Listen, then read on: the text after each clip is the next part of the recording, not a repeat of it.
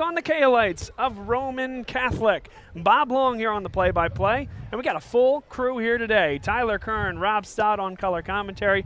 Will Ryan is doing the stats. Ray Gomez is on camera, and you're going to hear from both of those guys. Will Ryan, class of 2023 at LaSalle. Ray Gomez, class of 2022. Great to have the student involvement here on Bob Long Sports this year. In just a second, we will have the national anthem being played. I think public address is getting their system figured out. And as we wait for that, guys, big game here. LaSalle coming off a huge win, an emotional win against St. Joseph's Prep last week at Franklin Field. And Roman Catholic, it's a team that has a lot of talent. Tyseer Denmark leads the charge for them. He's a wide receiver. He'll also take some snaps in the Wildcat. He has a lot of Division I interest. So a guy like him is a guy you need to keep in check if LaSalle is going to take care of business against Roman Catholic, a team that traditionally in recent years has given LaSalle some problems. And now it is time for the national anthem.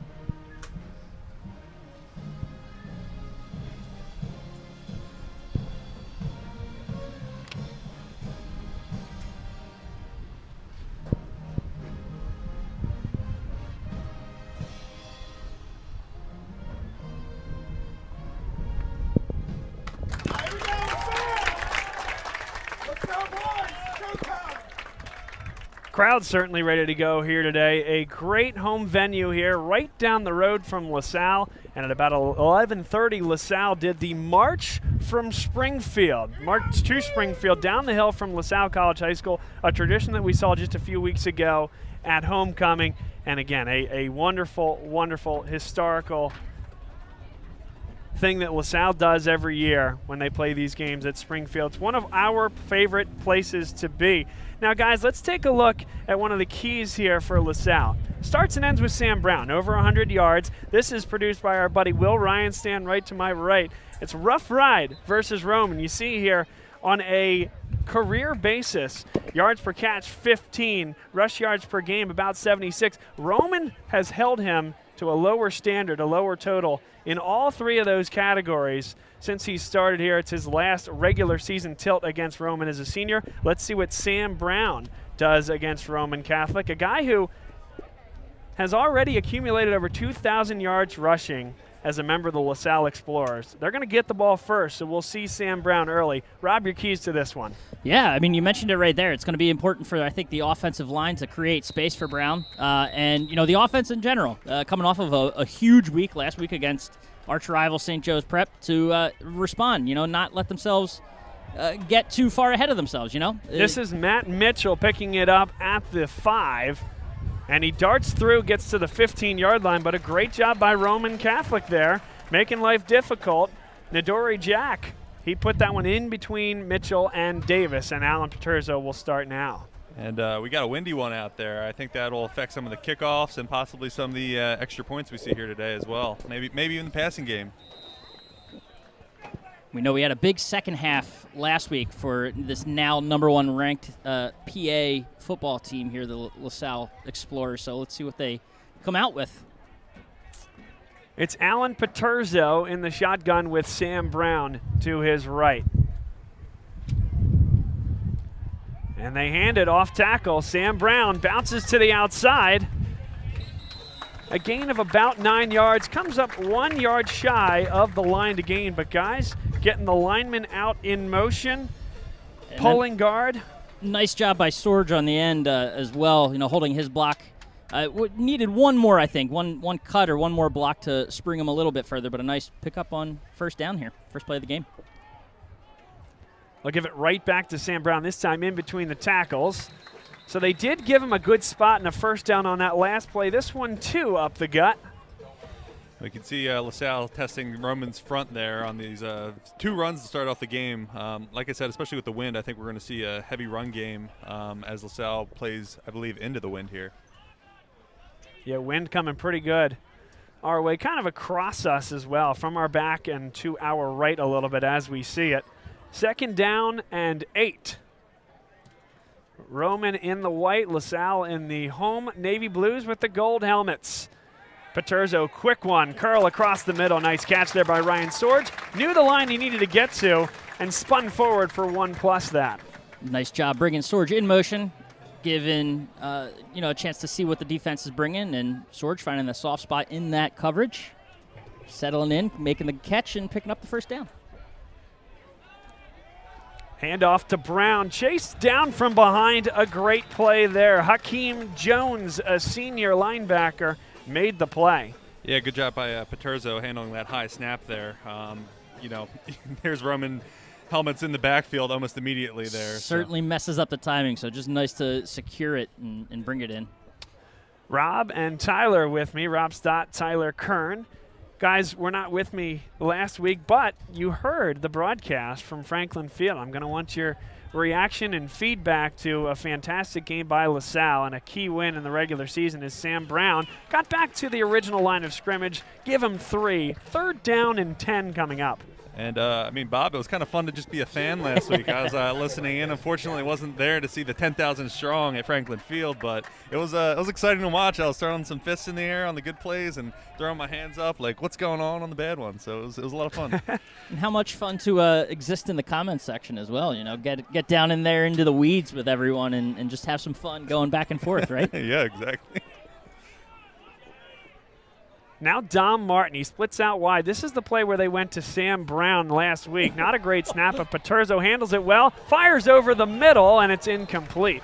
Intended for Noel Henry. He got caught up with the defender halfway through that play, but that was long all the way.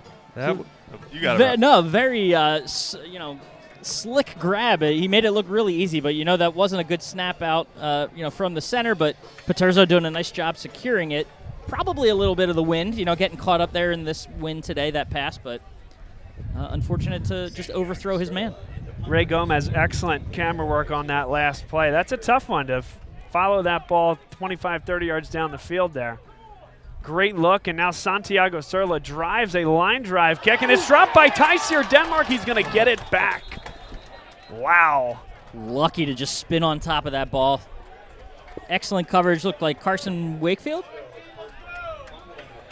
And, I like Sterla keeping that low. I don't know if that's what he meant to do, but, kicking the wind like that, I think that's the best way to get the most distance out of the ball. Now Roman Catholic's offense will come onto the field. Questions as to what we'll see offensively. John Ingram, the sophomore, gets a lot of the snaps, but they'll also tend to send 2 different guys into the Wildcat at times. Jameer Robertson, a junior, and then Tyseer Denmark, the highest rated player in terms of college prospect on this Roman Catholic team. This is Ingram, number 2. He's your more traditional quarterback, a guy who will throw it, certainly has the ability to run, but it's not the first option on his accord. He's got May Howell in the backfield with him. And a penalty as Hakeem Jones came in motion, and it's going to be false start. LaSalle showing a lot of pressure up the middle. Abdul Carter right over that nose tackle. Mayo, how that rings a bell. It should. Why does that ring a bell? A couple years ago, you and I, Tyler, I don't know if you did, but no games last year for me. So that was a name 2 years ago we would have heard on the LaSalle roster. Yeah, that's what I thought. Nice to see our buddy Mayo. The Stevie Davis of today. And it is Mayo Howell bouncing to the outside. Nowhere to go there. Taken down behind the original line of scrimmage, a loss of, well, actually, that's probably a gain of 3 after the 5-yarder. So gain of 3, it'll be 2nd down behind the original sticks. And never fun to get your offense, before you even take your first snap of the game, set them back 5 yards. But a nice job to pick up just a little chunk here for the Cahillites.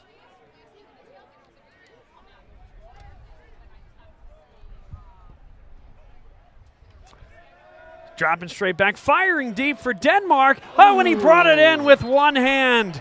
What a play by Tyseer Denmark.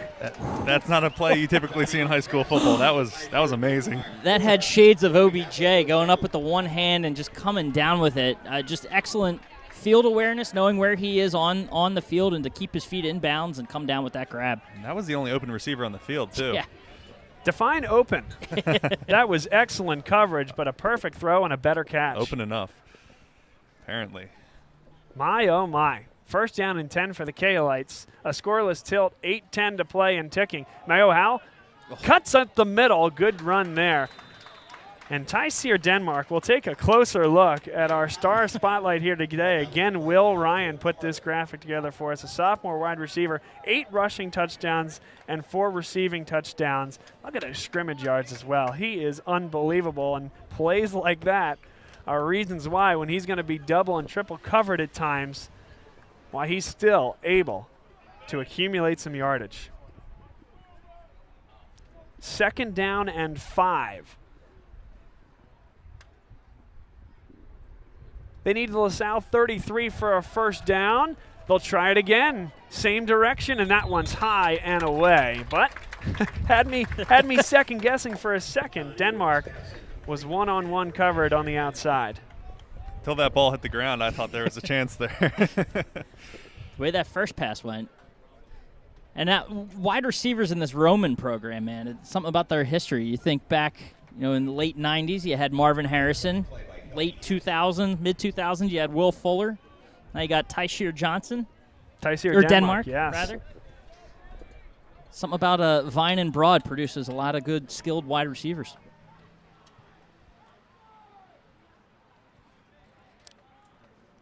The quarterback, John Ingram, he got a second look from the sideline, and now it's Mayo Howell. He's going to get the first down and a lot more inside the 30 to the 26. Didn't see Howell on that last play. Ran right out of his shoes on the previous play, but had to play off and go right back to him the second he comes in. And it has to be interesting for Howell going against a bunch of guys he called classmates for a year, and I'm sure he gets up a little extra for these games. So, Maurice Vaney and Terrell Wood, the right guard and tackle. Those were the 2 guys that made that run for Howell. They were 5 yards down the field and pushing those Explorers back. Yeah, certainly Mayo Howell made a great cut, but it was his linemen that drove the bus down the field for him. 1st and 10. And again, they'll give it to Howell. This time, LaSalle got into the backfield. He's going to nudge forward for just a gain of 1. But a good play by that LaSalle defense. Kevin Hawley in there on the stop. This Roman line has been getting exceptional pushing up front. This time LaSalle was able to break into the backfield and get a tackle for no gain there. But it's not often we see lines that match up size-wise against LaSalle, but just the eye test on the field, it's looking like, this Roman front, they're going to match up well. It's going to be a tough battle all day for the Explorers. Sean McFadden actually got first contact there, and then Hawley and others were in there on the stop. But a great play by the linebacker on the outside, Sean McFadden. He's had an excellent year at that outside position. 2nd down and 9. Handoff again goes to Mayo Howell, and it's again Sean McFadden. This time coming off the edge unblocked and preventing a larger gain from Mayo Howell. Tough pursuit of a small, speedy back coming off the edge like that, but McFadden doing a nice job just in pursuit. Howell had to wait for the hole to open, and McFadden able to get there before it does.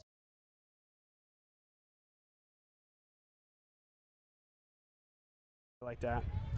3rd down and 7. Abdul Carter thought about the blitz. He's showing it. Overloaded with the linebackers on the near side. And they'll throw a one-on-one slant the other way. Oh. Denmark puts his foot in the turf, dives for the end zone, touchdown. Roman Catholic, or are they going to put him on the 3? They said he was out. Let's get one more look on this replay. Looked good from here, but guys, that overloaded set with wide receivers on the near side, and Tyseer Denmark, the only one on the far side, excellent job there. They're going to mark him out at the 3. Exceptional play design. You get your speedy wide out with a lot of wide, one-on-one coverage, wide open field in front of him. Just get him the ball, let him go to work. Like you said, Bob, put the foot in the ground, made that outside cut, and came out just short of the goal line. That cut juked me out from up here. That was a How are dirty your cut. ankles? Are they okay? They're you all need right. you need taped up? And now it's Denmark, his first snap in the Wildcat. Patience goes to the outside, still churning towards the end zone. Touchdown, Roman Catholic. And it's the Tyseer Denmark drive. 2 catches, got him down to the doorstep, punches it in from 3 yards away. And, I mean, that drive just kind of caught fire with that insane one-handed catch that Denmark had. Gave them that first much-needed first down, and that was Roman's game after that. Roman's drive, I should say.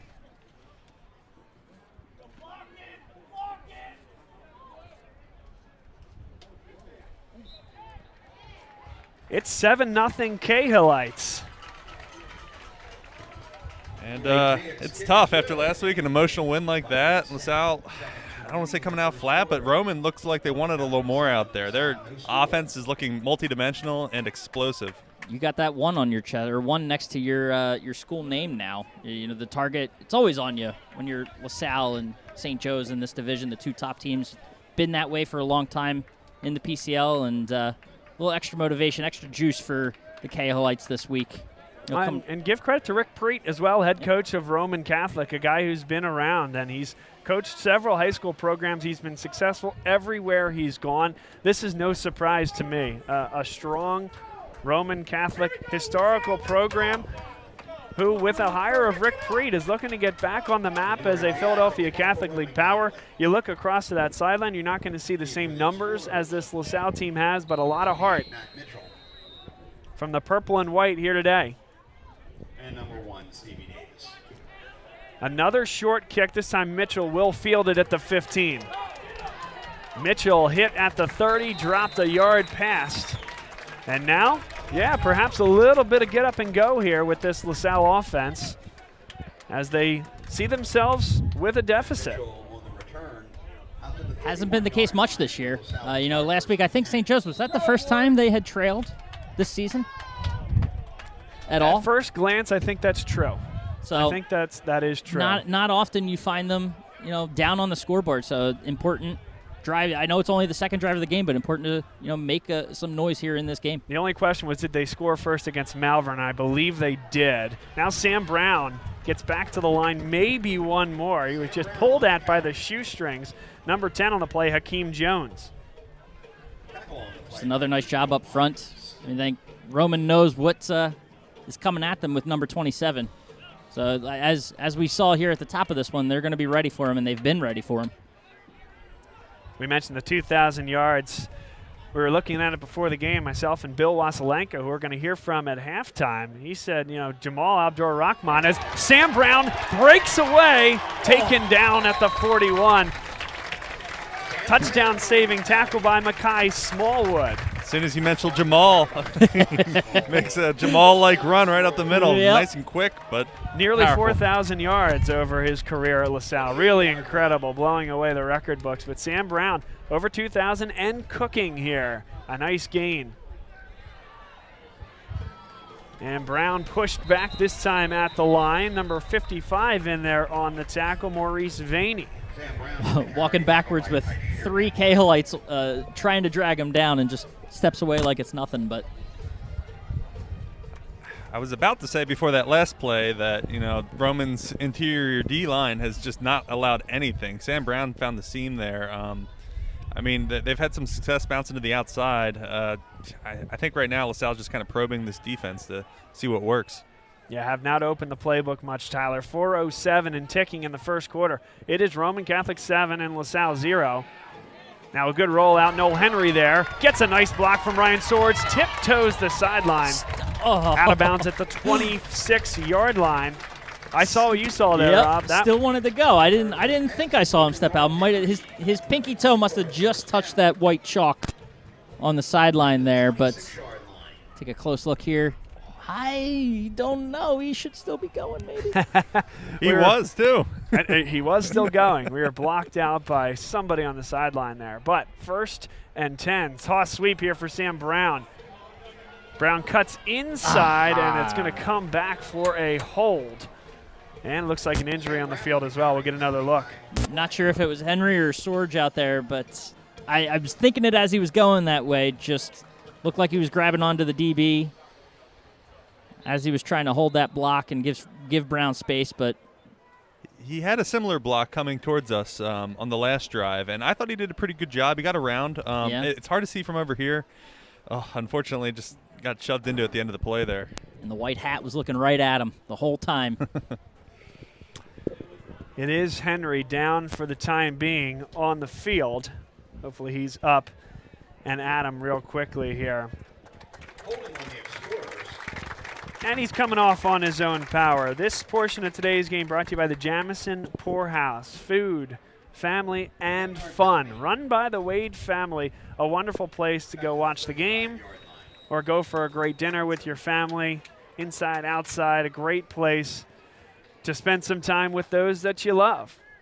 And again, well connected in this LaSalle community. They've done a lot for LaSalle, so pay it forward. Go check them out at the Jamison Poorhouse, our favorite spot to go for the big game.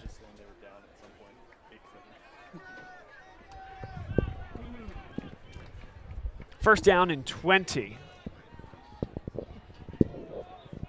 Although it looks like it's marked out at about 19. So that hold came just a yard down the field as Brown to the outside, got back to and past that original line of scrimmage. Makes it second down and manageable. Like I was saying, these bounces to the outside seem to be working, other than that hold on the last play. The play did work, but there was a hold, so maybe that's why it worked so well. Let the record show it did work. But it also didn't work. Until it didn't, yes. Yeah. I like that, Tyler. 2nd and 9, 2:55. Clock is stopped. Sam Brown this time in the slot. 4 wide receivers, E.J. Wentz in the backfield as Paterzo drops straight back. Sets up the screen for Wentz. He's got good blocking. Right near that line to gain. He should have enough. First down, LaSalle on the 10-yard throw and catch. Nice job picking up the first down. I thought if he had just cut it to the outside, it looked like Dean Leader was there. If he just cut to the inside of Leader, might have had more open space in front of him. Could have put it in, but still nice job picking up the first down. Well-designed play, had the blocking out in front of him, and Wentz doing a good job getting it across that line to gain. Ticking under 2 minutes and 30 seconds to go. And just the third offensive drive of the game. So LaSalle, they've kept it on the ground. Roman Catholic, they kept it on the ground as well, except for when they didn't. Tyseer Denmark, 2 outstanding catches. And now Alan Paterzo, a designed draw up the middle. Gain of 7 yards in between the tackles. Brought down by number 7, Kareem Lewis. It seems like these screens and delayed runs, in this case a draw, are having some effectiveness against this Roman D too. They're bringing a lot of pressure up front, and if you can kind of suck that Roman D line up in one form or another, it seems like it has a bit of success. Keeping them on their toes too. I mean, we've seen Brown touch it, we've seen Wentz touch it. Now Paterzo taking it up the middle, so keeping them guessing where the ball's going to go. 139. High snap. It's Ryan Moore in the Wildcat trying to make something of it. Got to about that original line of scrimmage. No gain, and LaSalle fortunate that that's the case. It's a couple high snaps now. Paterzo was split out to the right there as a receiver on that play. That's not something you see too often. At times they'll do that when they have Ryan Moore in the Wildcat. But you're right. The mixed look there. Roman Catholic did it with Tyseer Denmark on the last drive. This time LaSalle doing it with Ryan Moore, and he stays out there. This time Paterzo on the sideline. Moore drives his way towards the 5 and got 4 when he needed 3. First down LaSalle inside the 5-yard line. And that's just what's good about this LaSalle team this year. They know their strengths. They have a lot of weapons. It's tough to just, in previous years it might have been more keen on Sam Brown, but they have a lot of weapons out there, and it's hard to defend.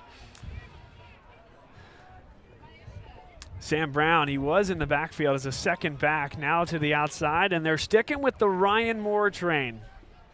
Wildcat, high snap again, brought it down, and that's going to be a big loss. I mean, what more can you say about that? That's 2 high snaps in a row, the third one of the game.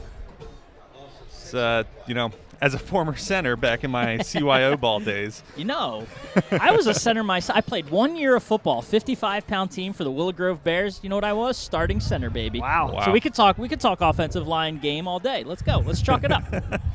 Well, We'll talk about that when we go to the second quarter. That's the end of the first 12 minutes, mercifully. Rob, well, I'm sure we'll get right back to that. Yeah. This is LaSalle College High School football here on Bob Long Sports. Bob Long, Rob Stott, Tyler Kern. We got Will Ryan and Ray helping us out behind the scenes. And this portion of today's game brought to you by Treasure Sign. Treasure Sign is a great sign company located locally here in suburban Philadelphia. If you're looking for somebody to do either a beautiful wood carved sign, a neon sign, any type of LED, really any type of sign you could possibly imagine, Treasure Sign is the way to go. They have a great portfolio. You can just head up the street from here to LaSalle's campus. They've done everything that you'll see on LaSalle's campus. They're a great partner of ours. We appreciate that. And again, pay it forward. Treasure Sign, proud sponsor of LaSalle football and Bob Long Sports. Will Ryan says 51 yards, our statistician for Sam Brown in the first quarter. A guy who hasn't always been that 25 a carry a game type of guy, but this particular game, they're relying on him early. And let's see, with Alan Paterzo back out there on the field and two Wildcat looks not going well, certainly not due to Ryan Moore by any stretch, but do they go back to the horse himself? Instead, no, a screen. It's Ryan Sorge, got to the 5-yard line. Well defended by Roman Catholic on that side of the field. And already a pretty big third down and goal coming up here, guys. Nice sidearm by Paterzo, getting that through. He had a defender right in his face, just able to look around, do a little of that Patty Mahomes sidearm action out to Sorge, but just unable to get the blocking set up in front of him in time to find a hold of the end zone. Third down and goal. Paterzo throws the slant. That's high. Intended for Ryan Moore, and he kind of had to elevate that, guys, because Roman Catholic, they understood on the line that was coming. They waited, and they stuck those arms into the air.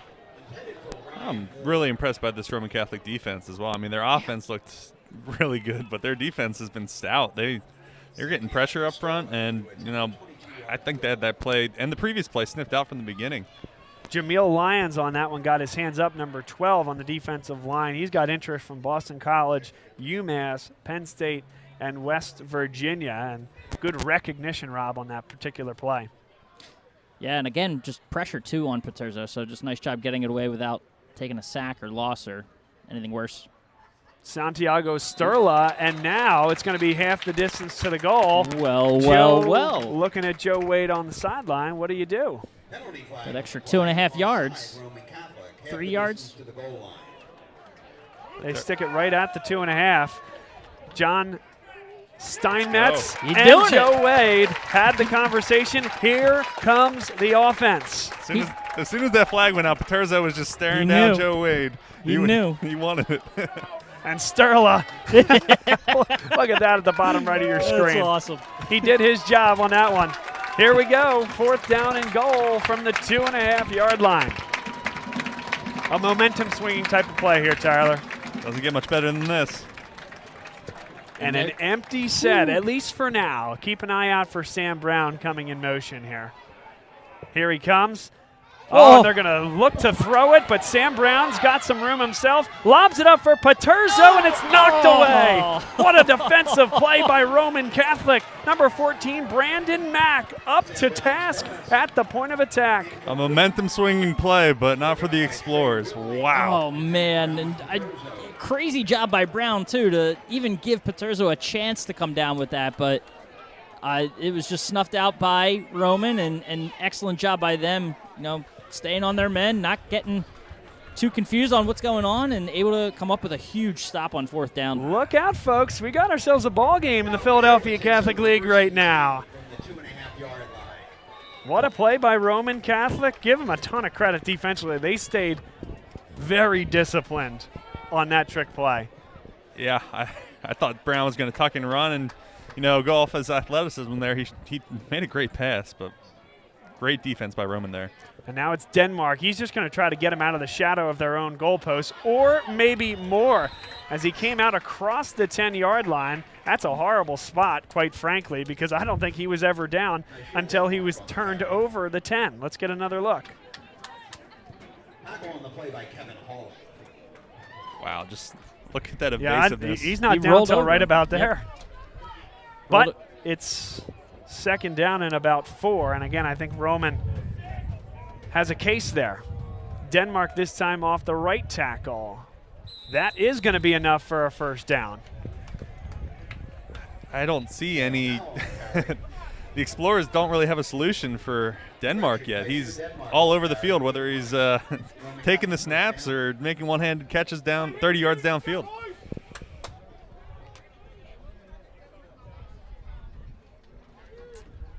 And now Denmark will be replaced, at least at the quarterback position, it looks like, by the traditional man under center, John Ingram.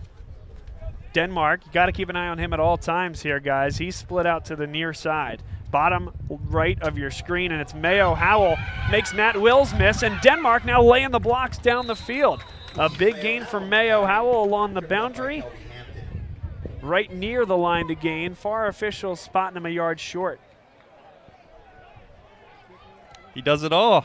I mean, we keep talking about Denmark, but it was a nice block he had, too. Mayo Howell, obviously, with a great run and a well-designed play by Roman Catholic.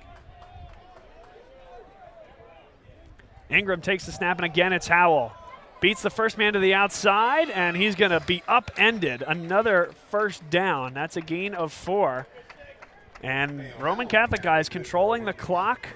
Possessions, not much to come by here. Just 2 offensive possessions for LaSalle. This is the second offensive possession for Roman Catholic. And when you're trying to pull an upset, controlling on the ground, controlling the clock, and limiting offensive possessions, not a bad formula.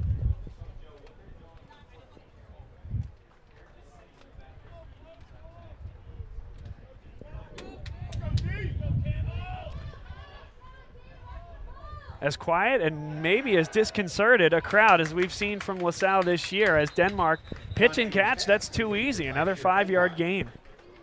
Just not a lot of pressure from the Explorers. I mean, I give it credit to Roman. They're able to get the ball out quick, get it into their playmakers' hands, and let them go to work. But just know the front, kind of where games start and finish, right? I thought it was a bit of OPI there, to be honest. It looked like there was some blocking while the ball was in the air.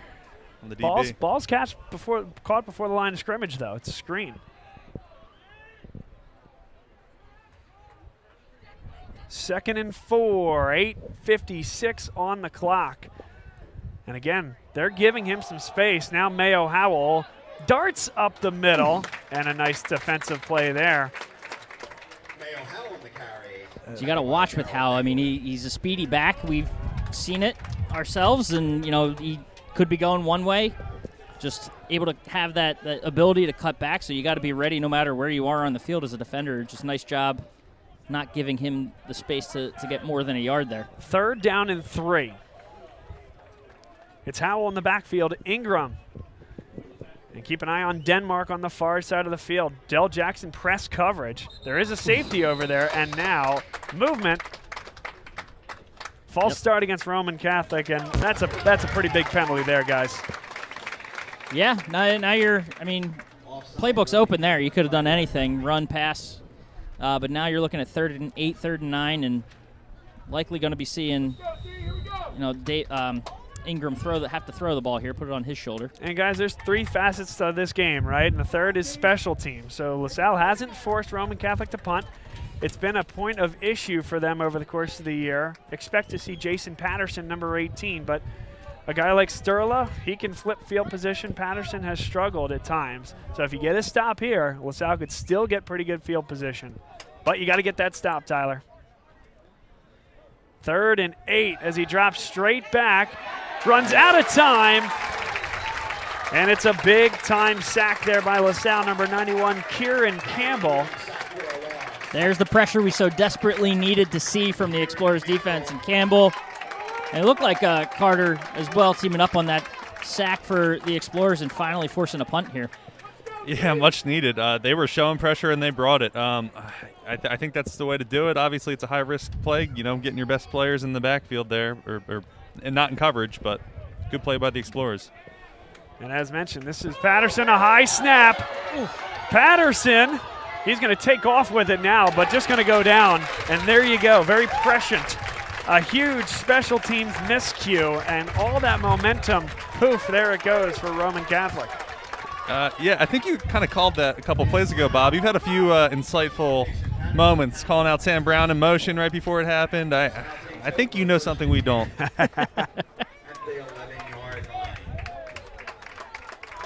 And now you have to cash in on this opportunity if you're the Explorers. Getting the ball at the Roman 11-yard line. Special teams still, your defense stood up for you, your special teams came through. Now it's time for the offense to do the same. Toss sweep for Sam Brown. Brown maybe a little tentative there as he still keeps the legs churning. A decisive cut may have gotten him a little further, but again, Roman Catholic stringing this out defensively. You got a big 200-plus yard, 6'3" running back coming at you, and they didn't back down one iota. E.J. Wentz with blocking 2 people on that play. I thought that was pretty impressive. Honestly, can't complain about that on your first down there. The second, it got about 4 yards. Let's see if they get Sam Brown running downhill here. Run right up the middle. Bounces off one, dives, dove for about the 2-yard line, and guess what? He got there.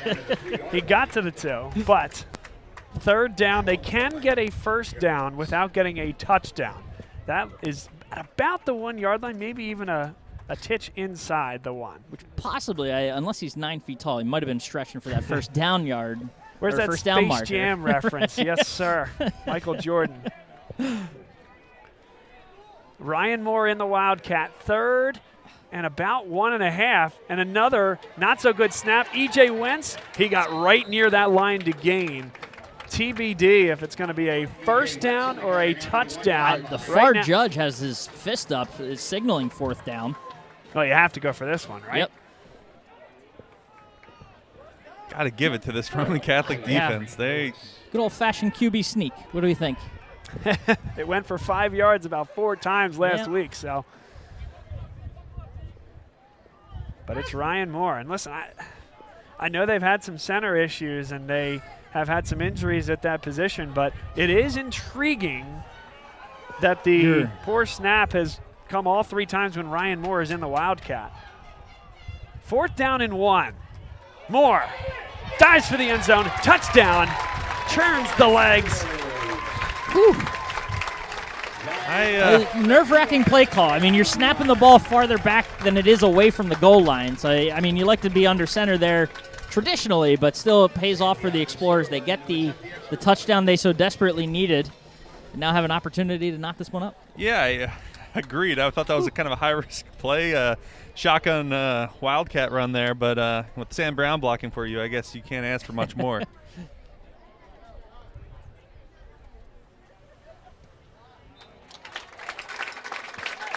All tied up at 7, so LaSalle came in maybe a little sleepy, and give Roman Catholic a lot of credit, but a huge special teams miscue on Roman Catholic's side sets up 1st and 10 from the 11 for LaSalle. They punch it in from 11 yards out. This portion of today's game brought to you by Berkshire Hathaway Home Services, Fox and Roach Realtors, Jim McLaughlin, Carrie Guerin Boyle. Wonderful realtors in the Philadelphia area. They help my wife and I. They can help you if you're looking to buy or sell a home. It's an interesting and very difficult real estate market to navigate. They can be great resources for you. They've helped many folks within the LaSalle community, and they can help you too. Even if you're not right to that point, get connected with them, feel out the market, and they can put you in the best position to succeed. That's Jim McLaughlin, Carrie Guerin Boyle of the Carrie Guerin Boyle team at Berkshire Hathaway Home Services, Fox and Roach Realtors. 5 minutes, 6 seconds to play. Bob Long, Rob Stott, Tyler Kern here. We got Will Ryan and Ray Gomez helping us out as well. Classes of 2023 and 2022 respectively here at LaSalle. Sterla blasts this one into the wind, and that one is through the end zone. So, Rob, I think it's time for our favorite game, and that is... Or yet. Let us know where you're watching the game from here today, and we can give you a shout on the air. There's a YouTube comments section if you're watching it directly on YouTube. Also, follow us on Twitter and give us a shout that way as well. Tweet directly at us. And while you're at it, subscribe to our YouTube page. It helps us and helps you. You'll get notifications when we go live with LaSalle College High School and other high school sporting events. So check it out. Let us know where you at. Before we even started, a good half hour before we even started, Carly checking in, letting us know, of course, watching down there in Harrisonburg, Virginia. That's right. Today's the day, isn't it? Villanova, JMU. Let's go Explorers and Let's Go Dukes. Oh, come on now. Cats. Get out of here, Rob. No, that's I'm quoting Carly. My apologies. Gotcha. Abdul Carter, what a play. Abdul says, I see your Dukes and all. Let's talk about the Explorers. And just shooting in there, wrapping up his old buddy Howell, not letting him go anywhere, bringing him down for a loss of 2. And that's kind of what's been needed, some fire on defense. You like that. You like to see that. Abdul Carter, your best defensive player out there, just firing up there like a bullet and making a play against his former teammate.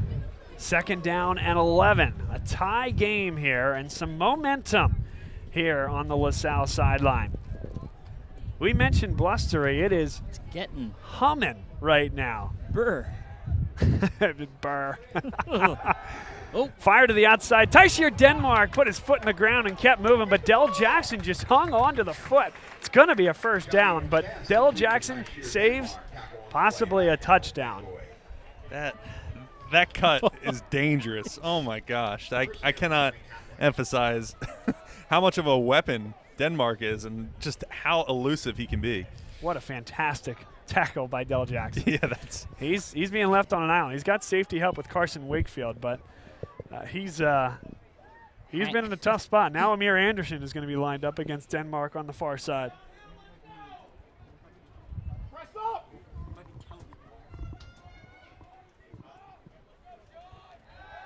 This time they come the opposite way. A nice block laid there. Abdul Carter got all the way to the outside.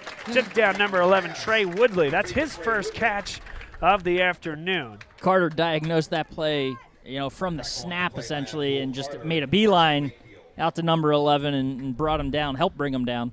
Good block on the outside by Jameer Robertson, the other wide receiver on this Roman Catholic team. Now it's Kelby Hampton out there against Tysier Denmark. Hampton saw his first action of the season against St. Joe's Prep and is a really, really talented defensive back. Provides a little bit more size than Anderson and Jackson. Now a high snap. Firing again for Denmark, and that one's high and away. Didn't give him an opportunity to make that catch. 3rd down and 8 coming up. That's a lot of responsibility to give a sophomore out there, especially second game starting. Some sophomore on sophomore crime out there happening. It's crazy. Could be seeing this for the next couple of years. 2:52 to play, first half, and all of a sudden, with the special teams trouble as mentioned, a pretty big play here for Roman Catholic. John Ingram, the sophomore quarterback, stares down that Rick Preet-led Roman Catholic sideline. John Steinmetz on the other side looks on as that's going to be a delay of game. That one came from the umpire, unless there was a timeout called ahead of time and there's some conversation. That's indeed the call. Yep, they were. Roman knew what was going on. They sensed that clock was getting a little low and able to call the timeout there. Like you said, I mean, huge 3rd down play late in the second quarter. Just under 3 minutes left in this first half, and you don't want to give LaSalle the ball here if you're Roman. I mean, point of the game, but you want to hold on to the ball as long as possible, put points on the board, win the game. No, but this is a big 3rd down for them. Want to keep the drive alive, but also don't want to give LaSalle the opportunity to get the ball back. And like you said, we saw those special teams miscues, and you want to keep your offense on the field if you're Roman. Some good where you at's coming in here, guys. Jackie says she's watching in Atlanta, Georgia. We're in watching, so a community affair. Jackie and fans, thanks for checking in from Atlanta, Georgia, watching a great game. Andrew Markman says he's in New Jersey and is enjoying the game. AJ Carabello, who is a former Bob Long Sports associate, as well as, and more importantly, by the way, a member of the band conductor his senior year. 3rd down and 8. Firing it deep, has Denmark, brings it in. Wow. Cutting inside at the 20. Jeez. Still going. And runs out of bounds at the 12. There are 2 flags down at the original 1st down marker. But might be, and it's in the area of a defensive hold. Tyseer, Denmark, what a play. Well, if they were holding Denmark, it didn't matter much because you couldn't stretch those arms out any further without going full on Space Jam to bring the ball in the way he did. Yep. And it is holding against the defense. Roman Catholic. I tell you, the momentum plays, besides certainly that special teams issue, they are going the way of Roman Catholic. The big chunk plays are coming from the Cahillites here in the first half. I believe that was John Ingram, right, with that throw? Yeah. He's just like, Denmark's out there somewhere. I'm just going to heave it down. Heave it up to him. Kind of like that Mahomes and Tyreek Hill. Yeah, Exactly. He's somewhere over there. I'll just throw it in that vicinity, and he'll go find it. And that's exactly what Denmark did. That was just impressive. To catch up to that ball and then to track it in this wind, with the defender holding you, and still able to bring it down. And then the cuts at the end of it. We didn't even talk about the cuts at the end of that play. There's only so much time in the day, Rob. Man, so much time between plays. 2 minutes and 38 seconds to go. We have a stoppage here as the referees talk about it. It will be 1st down and goal. They spotted him at the 9-yard line. Now this becomes a more important drive for the defense. Not much time left in the half, and Roman gets the ball at the half. So this is, a huge potential momentum swing here. And you know what? Those swings that we're talking about, I know we keep harping on it, but they become more dramatic when you only get 3 or 4 possessions in a half here. LaSalle's going to get the ball for the 4th time at the conclusion of this drive, and that's it. That's all they've had through nearly 24 minutes of football. Gave him another 5 yards there, too. Yeah. That is interesting. Almost as if the holding penalty, and that's what Chris Carabello, the public address announcer, is saying, but that shouldn't be accretive to the run. But the defensive holding was. Mayo Howell runs into a brick wall. Tim Fiedler in there on the stop, number 87. And this is a test for this Explorers defense. They've had a pretty strong red zone defense this year. They have a quite dynamic offense they're going up against. Multi-dimensional as well, similar to the Explorers offense. They got 3 downs to score. Let's see what happens. Will Ryan from the statisticians table, 123 receiving yards for Tyseer, Denmark, not including his touchdown run.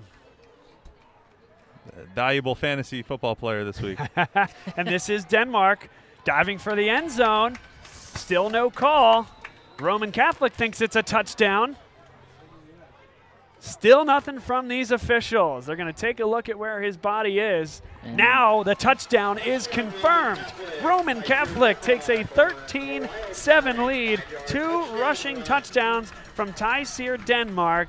And as Will Ryan just said, tack on another 123 on the receiving side. Wow. Pure craziness. If there's anything positive, obviously you want to hold them out if you're LaSalle, but then you're giving yourselves a little extra time to try to respond here quickly before the end of the half. Roman Catholic needs an 11th guy.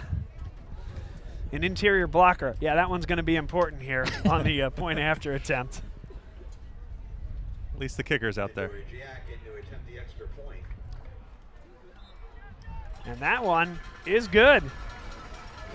And it is 14-7. Roman Catholic, they lead with 1:38 to go in this half. A reminder, folks, at halftime, we got a couple of things. We're going to get Will Ryan, Ray Gomez on the mic. They're going to break down their thoughts on what they've seen in the first half. And then we're going to have Bill Wasylenko, LaSalle football historian, on the air. And what do you think he's going to talk about, Tyler? LaSalle football? And almanacs. Almanac sales. I already got mine, so it's I don't. We got them at the same time. Yeah, we got our almanacs. They're fantastic. Got LaSalle Football History Almanac. And the first couple pages, I mean, he obviously has it in chronological order, so you're talking about early 1900s football with some just newspaper clippings that are how Bill got his hands on them, I'll never know, but it's just incredible what he did. Stay tuned to find out. Yeah, right?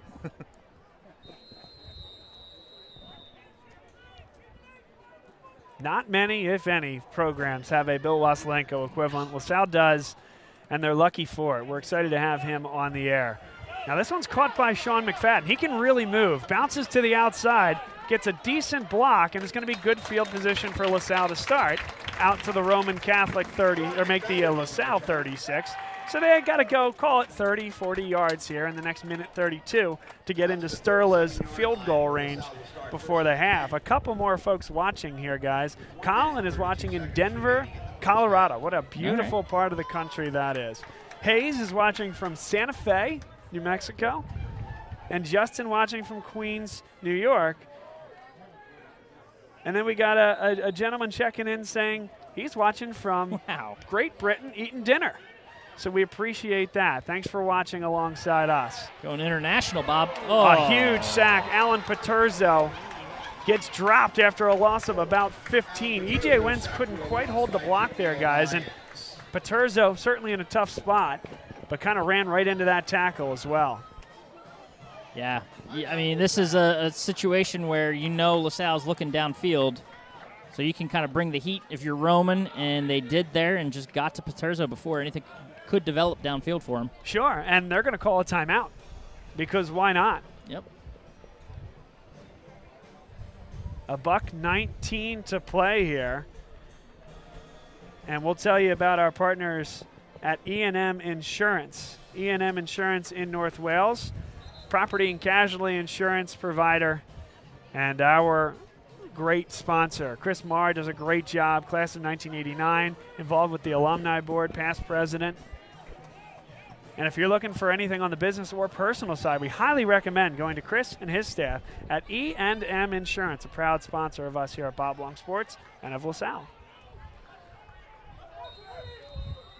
So now LaSalle needs to get to their own 47-yard line. Listed at 22 yards to go as Paterzo drops straight back. And a good throw across the middle for Sam Brown. Brown keeps it going and gets out of bounds. Some late contact out of bounds there as well. Chasing him down, number 12, Jameel Lyons. Knocked out of bounds by Jameel Getting up to Lyons. just past, it looks like, well, no, about 6 or 7 yards past the original line of scrimmage, so making this third and manageable for the Explorers. By the way, nice hops there by head coach John Steinmetz to get out of the way of a charging Sam Brown. Right across the middle, it's caught, and they do have enough for a first down. Noel Henry just got up and sat down in that zone coverage. Good find from the senior Paterzo. And they snap it and spike it right away. By the way, that clock didn't stop. That should probably go back to about 105, 106. It's at 59 seconds right now.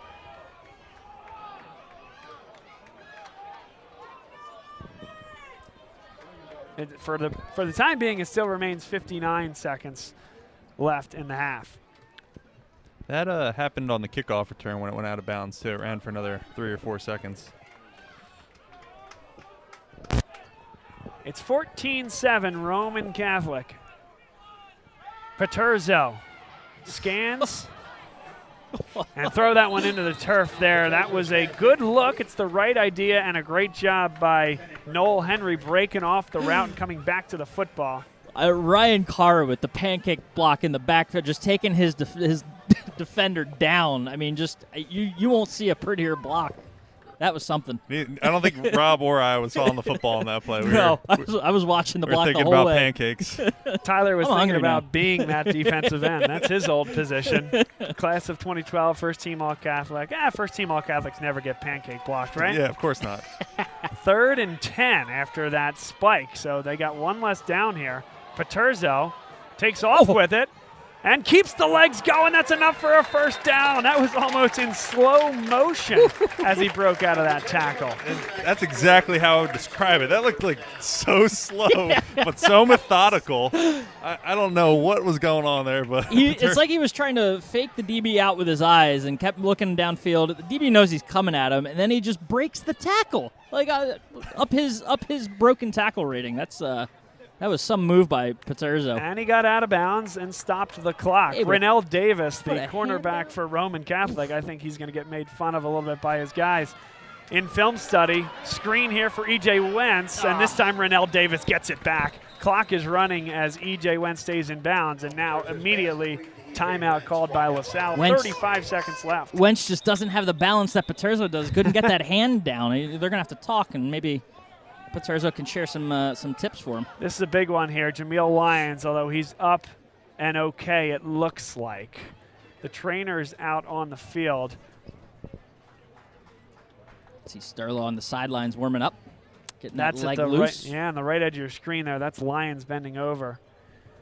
We mentioned Jameel Lyons, a guy who has a lot of offers and some interest from some big-name schools, BC, Penn State, West Virginia.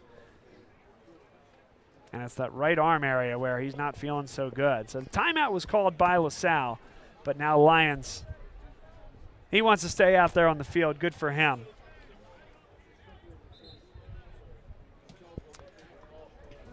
Timeout Roman Catholic. hopefully just a stinger to his right shoulder there or something like that. 2nd down and 6. And the wind has shifted a little bit, guys. Yep. It now looks like we're downwind here on this side of the field, certainly off from the right shoulder as Sterla will experience it. So, yes, not far from field goal range. And they drop it down for Ryan Moore, taken out of bounds, and they do give him the benefit of out of bounds. A lot of times at a higher level, you'll see that called inbounds because of Knocked out of bounds by Forward Junior. progress. being stopped while in the field of play. But LaSalle, I think, fortunate there, but it's still a loss of about 4 yards. 3rd and 10. They need the 31 of Roman Catholic for a first down. 27 seconds left. Almost would have rather seen Paterzo overshoot him. Just throw it out of bounds in his direction. 3rd down and 10, Paterzo. Oh! There There's a comes the flag. flag. It was incomplete, but Noel Henry was interfered with. And here's the great thing, guys. Automatic first down anytime there's an offensive or defensive pass interference penalty. Oh, if Davis gets there a second later, that's incredible coverage, but, you know, clear as day. Yeah, Just big got if. there early. Big if. Just got there early, and you know, that's one of those, you could have been off the field if you're Roman, and now you're giving up not only the yards but the downs, and now LaSalle set up in much better field position. Now you got the opportunity to take a couple shots at the end zone here. And again, they mark it off the full 15, right? Certainly downfield, you don't get a spot foul like you do in the NFL. Same thing on a short pass like that. So not only the first down, but the yardage. And in Sterla's field goal distance range at this point, but they want some more. 20 seconds left on the clock. Roman Catholic's going to get the ball to start the second half. So LaSalle trying to claw back some momentum. Paterzo fires towards the end zone and overshoots Ryan Moore. If Paterzo looks to his left, he has Sorge, oh my goodness, just screaming across the middle, wide open, hands up in the end zone. He was just looking over towards Moore instead of more towards the goalpost. Yeah, Paterzo certainly keyed off on Moore from the beginning of that play. I think that was his first read, and he kind of just stuck with it. I mean, I'm going to go ahead and great say attempt. there was a defender there in the middle of the field that for coming from this side of the field, throwing it Back against that your way. body. Yeah. I don't know. That could have been a duck if he decided to go that route. I don't hate the decision there from Paterzo. Timeout called on the field. And it's called by Roman Catholic with 13 seconds left. So, Rob, what do you got here? A play or two? I think you take a shot. You know, riverboating, yeah. You're taking one shot. I'm not going with two. You figure it's what, about 7 seconds average per play. So you give your guys a chance to get downfield, get into the end zone, give them a shot to go up for it. And if not, then you bring in Sterla and you take your three. And you go into the half and make some adjustments. We saw the adjustments they made last week. I mean, they were down at the half, came out, put 21 points on the board in the third quarter. So this is a team that can make adjustments. They'll get into that locker room. They'll fix what they need to fix, and hopefully come out in the second half looking a little better than they did during these first two quarters. But take your shot. Take your one shot and see what you can do.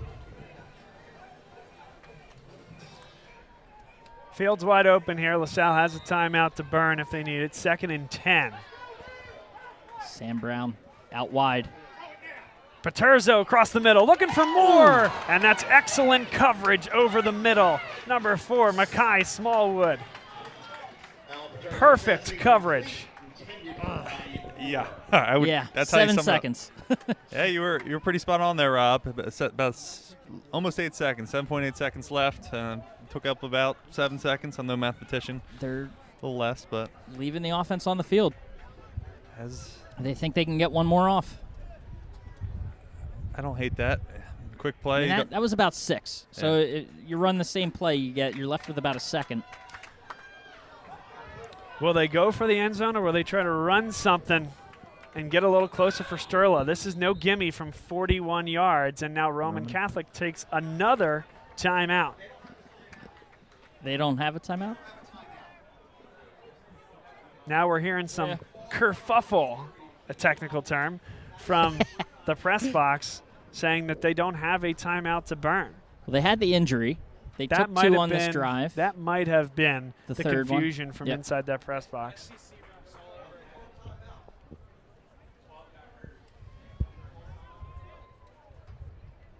And they the don't official looks like yeah. they're comfortable with the timeout as taken.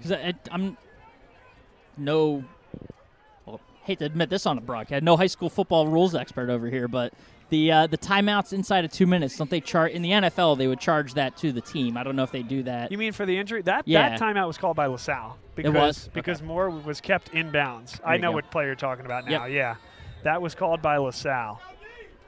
3rd down and 10, 8 seconds left. Paterzo fires, wide open, touchdown. Ryan Sorge. There he is. 0.9 seconds on the clock. And Sorge just finds the seam there. Great play. Great pass by Paterzo, finding his open man, and, certainly a momentum shift going into the second half. Feel like in the huddle, Sorge probably told him, listen, I was open 2 plays ago. Look my way. Rob said I was open. You heard it. You're listening to the broadcast. They told you I was open. And that time, he was more open. Yes. Absolutely streaking down the middle of the field and just Paterzo spotted him and delivered a dime.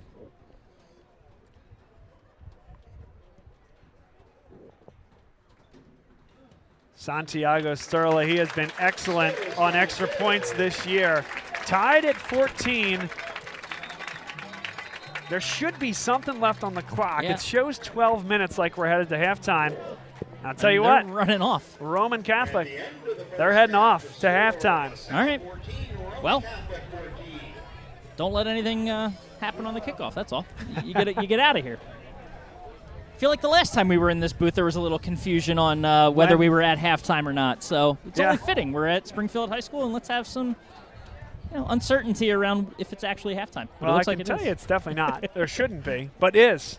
It's most definitely halftime. It most definitely should not be. And that's where we're at. Let us know where you're at watching the game. Job. Nice Thank you very segue. much. Incredible. Let us know where you're watching the game from. Comment on YouTube. Comment on Twitter. Follow us on Twitter and subscribe to us on YouTube. And we'll certainly give you a shout on the air. Now we're going to ask Rob and Tyler to acquiesce to our guys Ray Gomez and Will Ryan. If you guys could take the mics from them there and come on over into Rob and Tyler's spots. We're going to get you guys some airtime here. So, guys, let us know your thoughts on the game to this point and what we've seen from the action. Well, it's not easy to keep Tyseer Denmark in front of you, but the corners of LaSalle, specifically, it's been mostly Kelby Hampton with the absence of Amir Anderson today, has been unable to keep Tyseer Denmark in front of him. The 123 receiving yards, 2 rush touchdowns, a lot of wildcat opportunities for Denmark. We haven't been able to stop him thus far. Yeah, I couldn't agree more. I think that if you could sum up this game in a few words, it is the Denmark show for Roman Catholic. LaSalle, I like the response. They took a nice long drive, or they did the 2-minute drill, and they came back and they got a nice touchdown at the end of that half. It's Romans come to play. It's that simple. Absolutely, and coming off a huge win like St. Joe's Prep, and you'll look at a team like Roman Catholic, 2-4 on the year. Not great wins this year so far. They may have looked past them a bit, and Roman Catholic is making sure that they don't look past the second half. Definitely. I'm very shocked, but also very happy to see Roman Catholic come into play. I like that they have that little chip on their shoulder to want to bring down number 1 in state, and LaSalle caught a little off guard in that first quarter, came back, tied up the game. Roman Catholic gets it first to start the half, so I'm interested to see how they respond to that last touchdown. Totally agree. And the other thing is, we haven't seen Stevie Davis yet today. Not sure if he's suited up or not. We know that Amir Anderson is not in uniform today. So the Explorers are down a few key players that takes away from some speed threat in the running game. And then the pass defense game, it's only been Kelby Hampton and Dell Jackson. We saw Matt Mitchell on the far side kind of get beat as well. So no Amir Anderson. We haven't seen Stevie Davis yet. It's been a problem for the Explorers thus far. Definitely. I also think another factor that we need to talk about is the wind. It has been quite windy here throughout this game, and how much do you think that it's affecting Paterzo's throws and just the throws in general for both teams? Absolutely. I mean, it's got to be. It can't be comfortable. It's not real comfortable up here with the wind, so I can't imagine it's much more comfortable for Paterzo down on the field. Definitely. And I just have to say that this has been one entertaining game. I like that Roman Catholic came to play. It's been very entertaining, and I think LaSalle has been responding well, especially, as you said, Sam Brown historically has now played well against Roman Catholic. And it's nice to see him disprove that historical precedent. He's played very well in this first half. I want to see him get more touches. LaSalle keep it nice and simple with their play calling. They run that ball with Sam Brown. They throw it every once in a while to Paterzo. I think that the win is sort of affecting their offense, and I want to see them come in with Sam Brown just handing it off every once in a while, giving it to Paterzo to throw. Good stuff, guys. Will Ryan, class of 2023, Ray Gomez, class of 2022, giving us their look into the game. They're helping us off camera here today, and again, even on camera. And we're going to have them involved in all of our broadcasts throughout the year. So get used to these faces and voices, two rising stars in the LaSalle community. Great to have you guys. Will Ryan, Ray Gomez giving us their thoughts here at half. And stay with us, folks. Momentarily, we're going to have Bill Wasilenko on with us to talk about the LaSalle Football Almanac. So, Bill, we're going to welcome you on the air now. Ray, I'll have you get back behind the camera there and take a good look at Bill Wasilenko's mean mug. All right, welcome you back inside the booth. Bill, how you doing, my friend? I'm doing great. I'm a little frustrated with this game so far. Uh-oh. I imagine the language in the locker room might be a little saltier than the Dead Sea. Hopefully they'll bring those guys out, because they sort of look like a golf team hanging around at the first tee before an event, so before the game. So I think they're going to come out really fired out in the second half. Well, Bill, you are a LaSalle football historian, and it's something that not many, if any, programs can really boast, certainly not the level to which you do it. You follow LaSalle athletics, you know the history, and you document it in such a fine and disciplined way and present it in such an accessible way to the rest of the LaSalle community. I know that I'm impressed. I know it helps me in what we do up here. So one, I want to thank you for that. And two, let us know how you got into it. I got into it probably because I was the secretary of the Touchdown Club in 2010. And I wanted to sort of bring the knowledge of LaSalle football history first to myself, but then also to a small group of the alums and also the parents of the team at the time. And it became a hobby, and then a passion, and then an obsession. because every day I do something involving LaSalle football history. And so it's gotten to the point where I accumulated a whole lot of stuff. LaSalle had saved almost everything, from reels of film all the way back to 1952, the yearbooks, the Wisterians back to 1934, going down to LaSalle University and seeing Brother Joe Grabenstein, who's the archivist of all things LaSalle, getting access to the Inquirer and Daily News archives online. There was just so much information that was available. And so it just snowballed. And my first book that I put out was really on the history of the first 100 seasons of LaSalle in 2014. And that was a book to celebrate LaSalle football, and it celebrated a lot of the championships, a lot of the All-Catholics, a lot of essays that I had written were in that book. But the one thing I realized is that LaSalle football means just as much to the guy who was on an 0-9 team in his senior year. And they are still proud of their efforts. And I felt that the next book I had to do was something that would celebrate each and every year of LaSalle football. So the almanac that I produced, and I'll show it to you right here. Oh, yeah. Get a good shot of that. Leave that up there, Bill. Okay. The almanac that was produced, and we're selling now to support the Touchdown Club this year, is something that was written for each and every season. So there's at least a page on every season of LaSalle football going back to 1903. There's also lists of all Catholics and decade leaders and all sorts of other things involving LaSalle football, pictures of the coaches, of the moderators. So there's a lot more than just the year by year, but it really celebrates everyone's contribution to LaSalle football over the years. And there's over 2,300 pictures. So there's not much reading in this book. It's a lot more pictures than reading, but it really chronicles everything that I could assemble up until this past year. So how could folks, if they're interested in this, how can they access it, and what are the proceeds? I know the proceeds are going somewhere great as well. Right. The proceeds are going to this year's Touchdown Club. And they've incurred a lot more expenses this year due to the travel to Ocean City, to Maryland, and to Harrisburg. So that's going to support them directly, and all the proceeds go to them. But you can contact me at my email address, explorerfb, as in football, explorerfb@gmail.com, to get details on how to purchase the book. It's $30 postpaid and $25 for each extra book. I also use Venmo, and I'll throw this up on the screen so that you can write this down. Oh, look at this. But here's my Venmo account. I feel like I'm selling something on old UHF TV, like plastic slip covers or something like that. You know what it really looks like, Bill? It looks like you're on college game day, and you're one of the signs where it's like, Mom, That's send right. money to my Venmo. Well, I always called Ryan Moore the Swiss Army knife of the team. And I was going to say that if you act now, you'll get a Ryan Moore Swiss Army knife in the mail too, but you won't. You'll just get the book. But the book is really good, and let your classmates and teammates know if you like it, and pass the word around, because we've got a lot more books to sell. And it's something that is really a great chronicle of the history of LaSalle football, good and bad. Now, hopefully I'm not putting you in a spot here, but I don't know for sure. If folks come and see you at one of the games, will you have any inventory? I have books everywhere I go. They're in my trunk of my car, so if you see me at a mall, I'll run out there and get a book for you. I have them at the game. We actually have them on sale at the apparel rack this week. You can call me up and come over to my house and pick them up, like Bonnie McDonald did earlier this week, and their three sons played LaSalle football. So one way or another, I'll get you the books if you get me the money. Bill Wasilenko, our featured guest here at halftime. Thanks for the info. Again, it's the LaSalle Almanac. Make sure you pick up your copy. Again, you saw Bill Wasilenko's Venmo. Put that one back up there. Again, this is hilarious to me. This is right out of Channel 29 in 1965.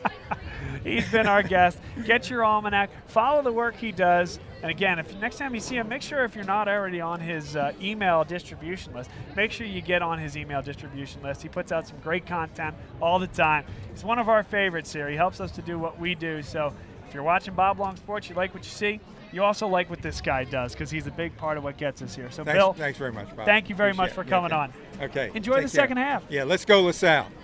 All right, we'll take a break, come back in just a few minutes. Ray, you can just turn that to the field, and we'll be back for the second half shortly here on Bob Long Sports.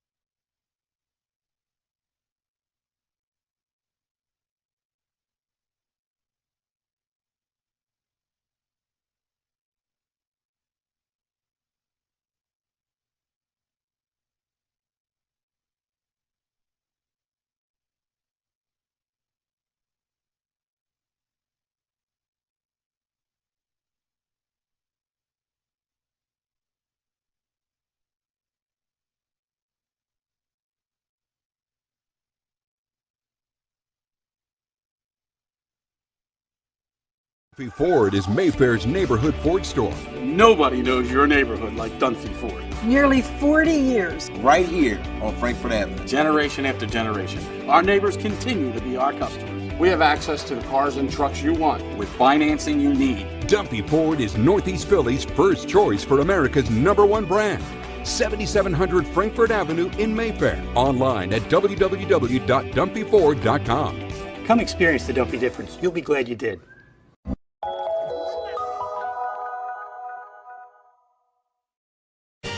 They said it couldn't be done, but somehow CCM was able to close this home in just 21 days. Carl, how'd you pull this off? Oh, hard work, dedication, grinding. Were you ever worried? Well, you know, Chloe, they pinned us in deep in the second bedroom, inspection issues, but we regrouped. Knew there was still a lot in play. Well, I'm sure the Franklins were pleasantly surprised. We got a good organization here. A lot to look forward to. Good luck with the next close. And there you have it. Cross Country Mortgages dedicated to getting it done.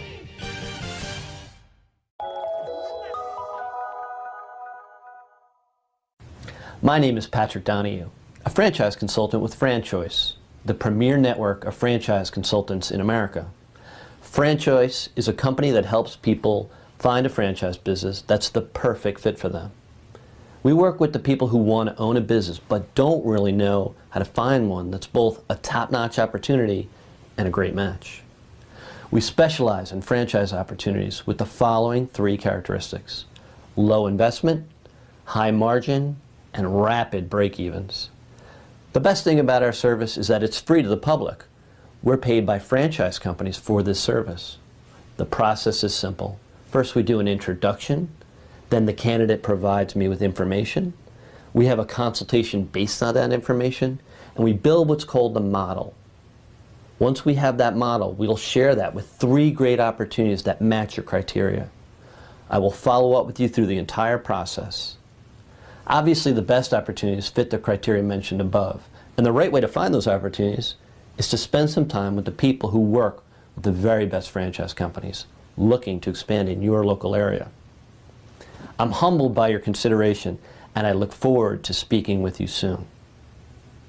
Good evening, everybody. Welcome into the Nittany Lions Sports Report. Good evening, everybody. Welcome into the Nittany Lions Sports Report live on Bob Long Sports. Today we're going to talk about the offensive line and our man of the hour, the chef, the man himself. This year, you're going to see all 4 guys run. They all bring a different style. The quarterback is going to read the defensive end's eyes and make a determination. Am I going to keep this football or am I going to hand it off to the running back? And that is generally the point of the RPO. Look who we have. We have Chris Perangeli, our guest picker for the evening.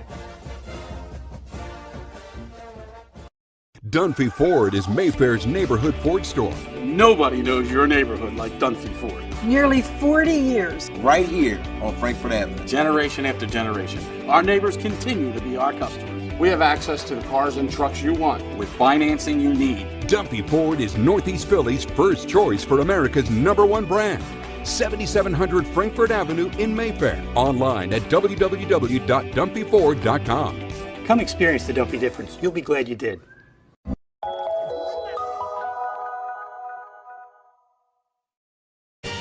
They said it couldn't be done, but somehow CCM was able to close this home in just 21 days. Carl, how'd you pull this off? Oh, hard work, dedication, grinding. Were you ever worried? Well, you know, Chloe, they pinned us in deep in the second bedroom, inspection issues, but we regrouped. Knew there was still a lot in play. Well, I'm sure the Franklins were pleasantly surprised. We got a good organization here. A lot to look forward to. Good luck with the next close. And there you have it. Cross Country Mortgages dedicated to getting it done.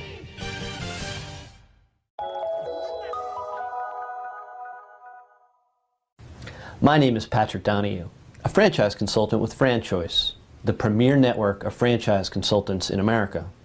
FranChoice is a company that helps people find a franchise business that's the perfect fit for them. We work with the people who want to own a business but don't really know how to find one that's both a top-notch opportunity and a great match.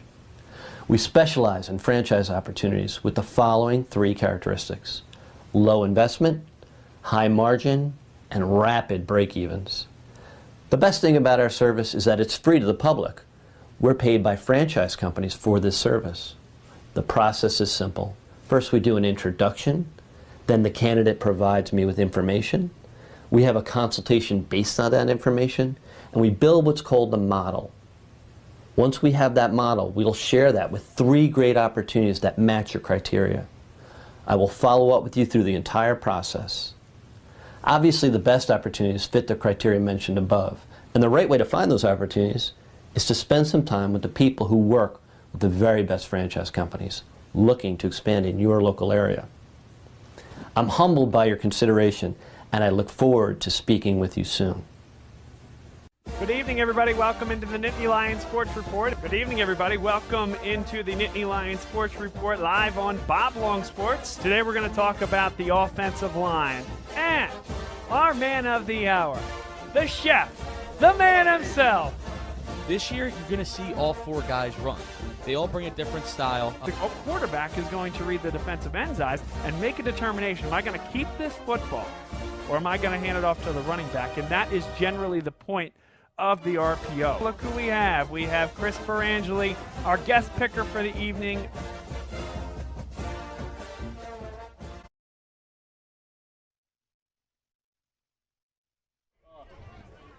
Welcome back, folks. Beginning of the 3rd quarter here on Bob Long Sports. Bob Long, Tyler Kern, Rob Stott alongside on the commentary. Will Ryan helping us out with stats, and Ray Gomez on the camera. Both those guys did a great job, Rob and Tyler, delivering comments at halftime, letting us know where we are in the game, what's driving it, and what we expect to see going forward. Great to have those guys. They don't know how close they came to having a couple of bunny ears turn up over top of them while Tyler and I were standing behind them, but we held ourselves back. We're adults. We are. We thought about it. So maybe we're like young adults, but we didn't do it, so we're still adults. Well, thanks to both of them. Can't be doing this without them. Santiago Sterla drives that one into the end zone, and LaSalle defense back out to get a stop here. LaSalle, they scored in the final, truly what ended up being the final play of the half. A streak, Ryan Sorge from Alan Paterzo. Paterzo, that was a touchdown pass from him, his only touchdown pass of the first half, but he was 8 for 14 and he threw for 64 yards. And, just a quick few things to look out for.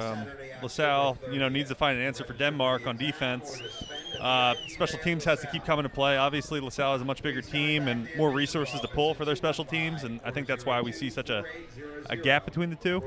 But, I think it's going to be another exciting half, and let's see what LaSalle's defense can do.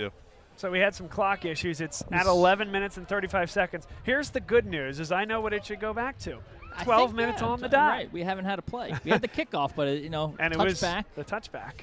So should just be that clock reset. just kept running from that pass to Ryan Sorge because he scored with a good 2 like, seconds yeah, that's left. right. We should have had a run it, still some time left.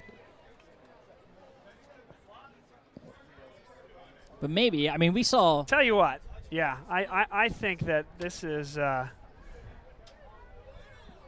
don't know. I don't know. You this heard has it been here. a struggle. Yeah. You don't know. Who could possibly say? Wow.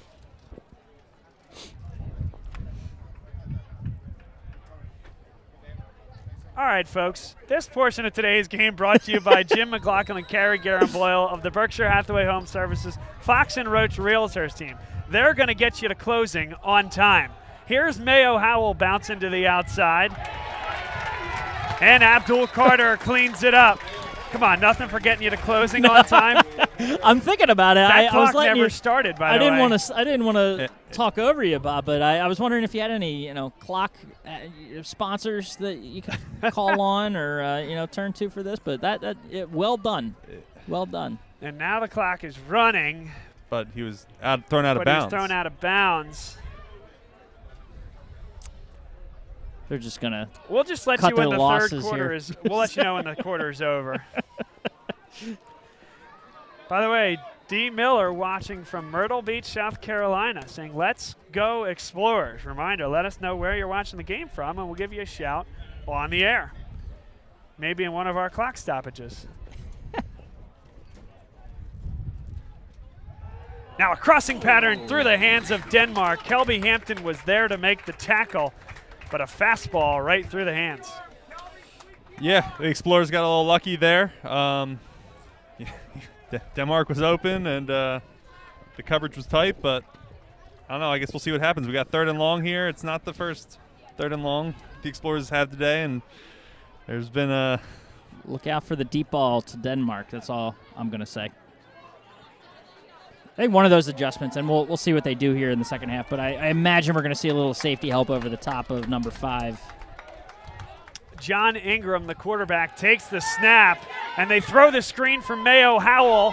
Howell keeps going, and guys, don't be surprised if this is on Kelby Hampton for illegal hands to the face of Tyseer Denmark. We'll get another look at it here. He gets that hand real high up underneath the face mask, and it was pretty obvious, at least from what we could see. Yep. Yep, and there's your call. Costly mistake for the Explorers there. LaSalle fans don't like it. I'm here to tell you that is 100% the right call. His hand was really in there. Like underneath the face mask. Almost took the chin strap off. I think he had a hold of the chin strap. But. So, 1st down and 10. Clock ticks, under 11 minutes to go in this 3rd quarter. This is the slowest minute of the day. John Ingram looks to the sideline. He's the quarterback here for Roman Catholic. He's been into and out of games over the past few weeks here. Again, they'll play Wildcat with Tyseer, and they'll also play it with Jameer Robertson, but it's been mostly Ingram, except for down near the goal line when Denmark took over at Wildcat. Mayo Howell runs into a wall and runs right into 3 LaSalle Explorers. Fiedler, as well as Campbell, in there on the stop. There were somehow 4 helmets in there. I don't know how. There was a lot of gold helmets on Mayo Howell there. Great defensive stop there. I mean, his cutting ability and just his keenness to find different paths with the ball, it can pay dividends. There it did not. There it did the exact opposite, and he just ran into a cluster of Explorers. And can't sell Sean McFadden short either. He was in there on that triage that got the stop. 10:06 and ticking.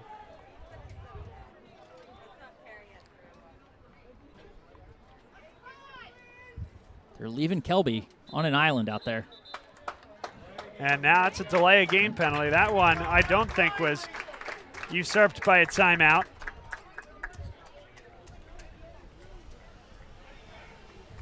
That's Roman's 2nd delay of game for the day? I think the first one they called a timeout. The first one they threw the flag, but they called it back because the timeout was called. 2nd down and 15, 9:41. The clock it's still ticking here. What? It's running when it's not supposed to. And yeah, I think what they're doing is they can't. It doesn't sound like they can manually just set it to a time. And context clues here. So refs know what the time should be, and they'll get there. Pressure off the backside. Firing down the outside there. And I think it's incomplete. There's your call. Nice job by Kevin Hawley. The push-out call is no longer, guys. So a great job to recognize that and just shove him on out of bounds. Great pressure, too, by the Explorers front there, pushing Ingram out to his right side. That's a tough throw to make, going across your body like that. Another 3rd and long here. That was Makai Watson, the intended receiver. And now Del Jackson's coming over just in time to guard Watson. Now Roman Catholic will slow it down. 9:18 on the clock. 14-14. It has been a great game thus far. And another delay of game. 2nd on this drive. Mayo Howell as well as John Ingram. They seem very confused. Well, now I can say this was Roman Catholic's 2nd delay of game. Now, you were going to be right at some point. Yeah. I might as well say it next time to be safe, too. But went from 3rd and long to 3rd and longer, but still got that deep ball threat to worry about. This is where I'd look to, if you're the safeties here, sticks defense. Guys, this is the most disorganized I've seen Yep. Roman Catholic all day. Ingram this time does take the snap cleanly, fires it deep over the middle. Oh! Nearly intercepted right through the hands of Carson Wakefield. It's like it was meant for him, too. Oh. Oh, my. He didn't even have to move. It was right at him. I don't know where Ingram was looking. That was right through his hands. It was too obvious for him. He was like that. Just going to say, it's the cliche. That's why he's a defensive back and not a wide receiver. Come on, However. Low blow. Sure he gets his times on the jugs machine. Jason Patterson, the punter for Roman Catholic. 9:13 on the clock. Ooh. And gets off a pretty darn good punt. Ryan Moore calls for the fair catch, corrals it at the 32, and LaSalle, the defense, they got the stop they needed. Give John Steinmetz and that defense a ton of credit there. They're going to start with good field position. Patterson might be the most taped-up punter I've ever seen. He has like 3 wraps of tape around each arm. He's the punter, right? Number 18? Yes, that's right. A lot of athletic tape for a punter. Does he do anything else for Roman? He does. He does? He does. Wow, taking shots across the board. I'm just saying. He doesn't see any. A lot of, Jersey color doesn't matter for Rob. He just you know takes the what? shots. Hey, Rob, what do you think of the job Tyler's doing here, huh? Here's a handoff to Sam Brown. Good shimmy move to get to the second level and then pounded to the turf there by number 7, Karima Lewis. I'll say it's nice to finally be back in the booth with Tyler. I thought he was avoiding me for a while after, I had called him out on your Penn State show for the half push-ups that he actually did if you went back and looked at the film. Roll the film. We can do it. We'll do it. Those were acceptable. I had chest to the ground, man. Chest to the ground. You were also doing them on your fists. I don't know why. And I am not salty at all from that. And a fumbled snap, Ryan Moore. That one never actually hit the ground. He came down with it. I mean, not salty at all that I lost the push-up. Lost, in air quotes, the push-up contest. We're going to have to throw out like a Twitter poll or something. Who won? And for those of you that don't know what these two guys are jibber-jabbering on about, we did Game Day Live here from this very track before the LaSalle versus Imhotep homecoming game. Had a great time, and Rob and Tyler did a push-up contest to see who was the better color commentator. As Alan Paterzo, a lot of holding in the area, and incomplete, but this one coming back. It's 3rd down, so they're likely going to decline this penalty. I'll say one thing. It's sloppy play from both offenses on these drives.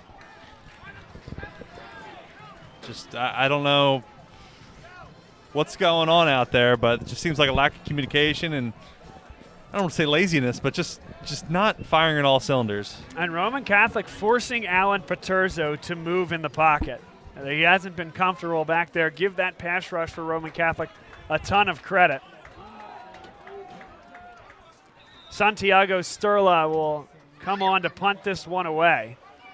Tysier Denmark is back deep to receive.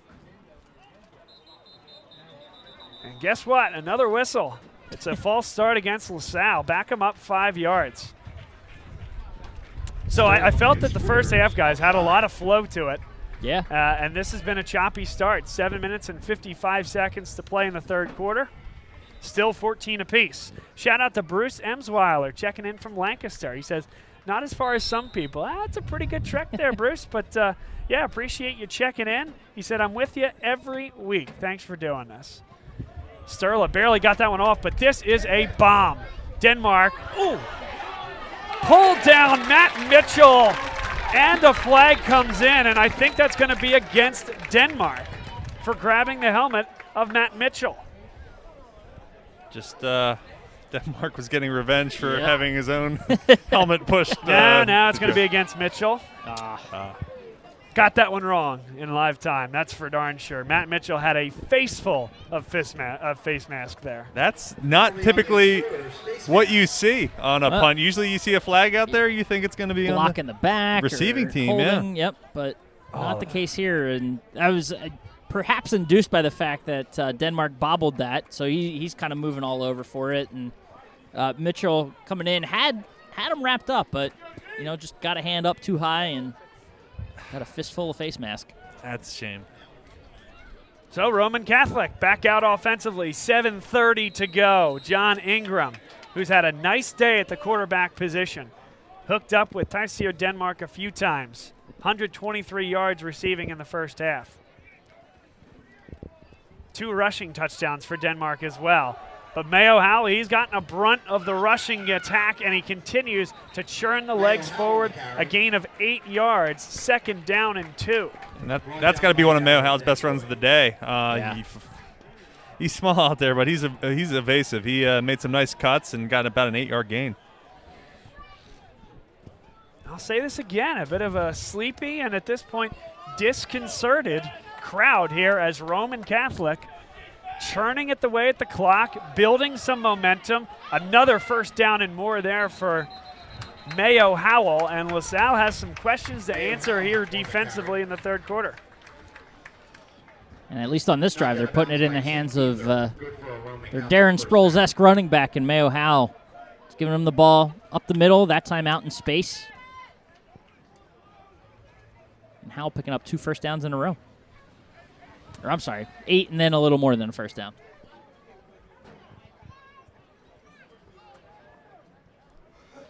But Roman Catholic owning the line of scrimmage to this point. Motion man is Hakeem Jones. Low snap, ooh, and they're on it. That's the quarterback, John Ingram, who got on that ball.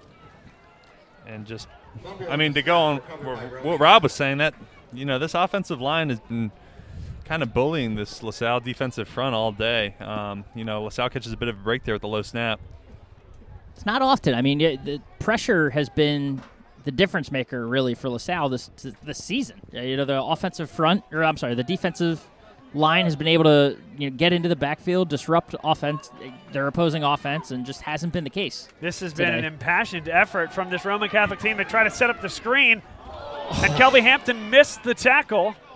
They're going to get about 5 yards. That was dangerous. Could have been a big loss or even an interception there, but a nice play by Howell to make that catch. Oh, I thought Hampton was about to crush Howell into the next dimension. He was coming in hot and unfortunately just didn't line up the evasive Mayo Howell. 3rd down and 10. They're on LaSalle's side of midfield. So will it be 4-down territory? Can they convert on this play? 5:42 and ticking, and it is getting late early, to quote the great Yogi Berra here from Springfield High School. Watch the delay game. 2. And they do get the snap off. Mayo Howell bounces off 1 tackle but loses 3, and that should make the decision for them. Likely a punt here. Abdul Carter in there first. Really good from Abdul Carter. Interesting. I mean, now you're punting. The run on 4th down, or I'm sorry, the run on 3rd down, I imagine, I guess if he picks up a few, they consider going for it, but running backwards and now they're punting. I think they might have saw something there, and Abdul Carter closed the gap, trying to get half or more. And kind of a dead-sounding punt there, but it does take a Roman Catholic hop and comes right to the 20-yard line. Covered there by Kareem Lewis. Tie game, 4 minutes, 46 seconds to play. 3rd quarter action here on Bob Long Sports. This portion of today's game brought to you by E&M Insurance in North Wales. Chris Marr, he's the head principal there. He's the president and does a great job from either a property and casualty side on the personal side, business insurance, whatever you may need. If you're a mother or father of a youthful age child, someone just getting their license, maybe a LaSalle student, a Roman Catholic student, call Chris. Check him out at enminsurance.com, and they'll get you situated for the best service, best rates, and the best coverage. Sam Brown made one guy miss, cuts inside, still keeps his feet, run out of bounds right at the 50. First down and a lot more, a 29-yard run for Sam Brown. Luke Schisler riding his man, good 30, 40 yards downfield, it seemed like on that run, but Sam Brown doing a nice job. The offensive line doing a nice job creating the hole for him, and Sam hitting the hole and just picking up a nice gain on first down. Yeah, he was also following his lineman Lawrence Steele, I believe, down the field too, who laid a great block, 2 great blocks on that play. Now the first look at Stevie Davis here this afternoon. There's our number 1. Nickname assigned by Ray Gomez last week, Speedy Davis. Speedy Davis. It's kind of been catching. I like it. Is it catching in the halls, Ray? That's all I want to know. I know you don't have a mic. A nod? Is it catching in the halls? He says not yet, huh? Not yet. He's working on it. Speedy Davis. Will's got something for us. I believe his Instagram bio is now Speedy. So is that a change? Here's Sam Brown to the outside. Good block there. Cuts inside. And it's going to be 1 yard short. Will, is that a change? Is that Steve? Is that Ray Gomez induced? He doesn't know. We'll say yes. We'll say it was. TMZ-esque with the Will's next assignment. It's a very fluid situation right now. Sam Brown, first down, keeps the legs turned. How about that spin move? Big block, and he's gone. Ryan Moore got the block. Sam Brown with the touchdown. And wow, just 2 amazing runs from Sam Brown. That's what you need from your big man. Making 2 grown man plays, as I'll call them. Just running down the field, looking like a pro out there. And that's your workhorse back, putting your team on his shoulders and literally carrying them into the end zone. We talked about it at the top. Roman had a history of containing Brown until right there. I mean, this drive really did a nice job. But now, may have that 100-yard game to this point now. That should have put him over it.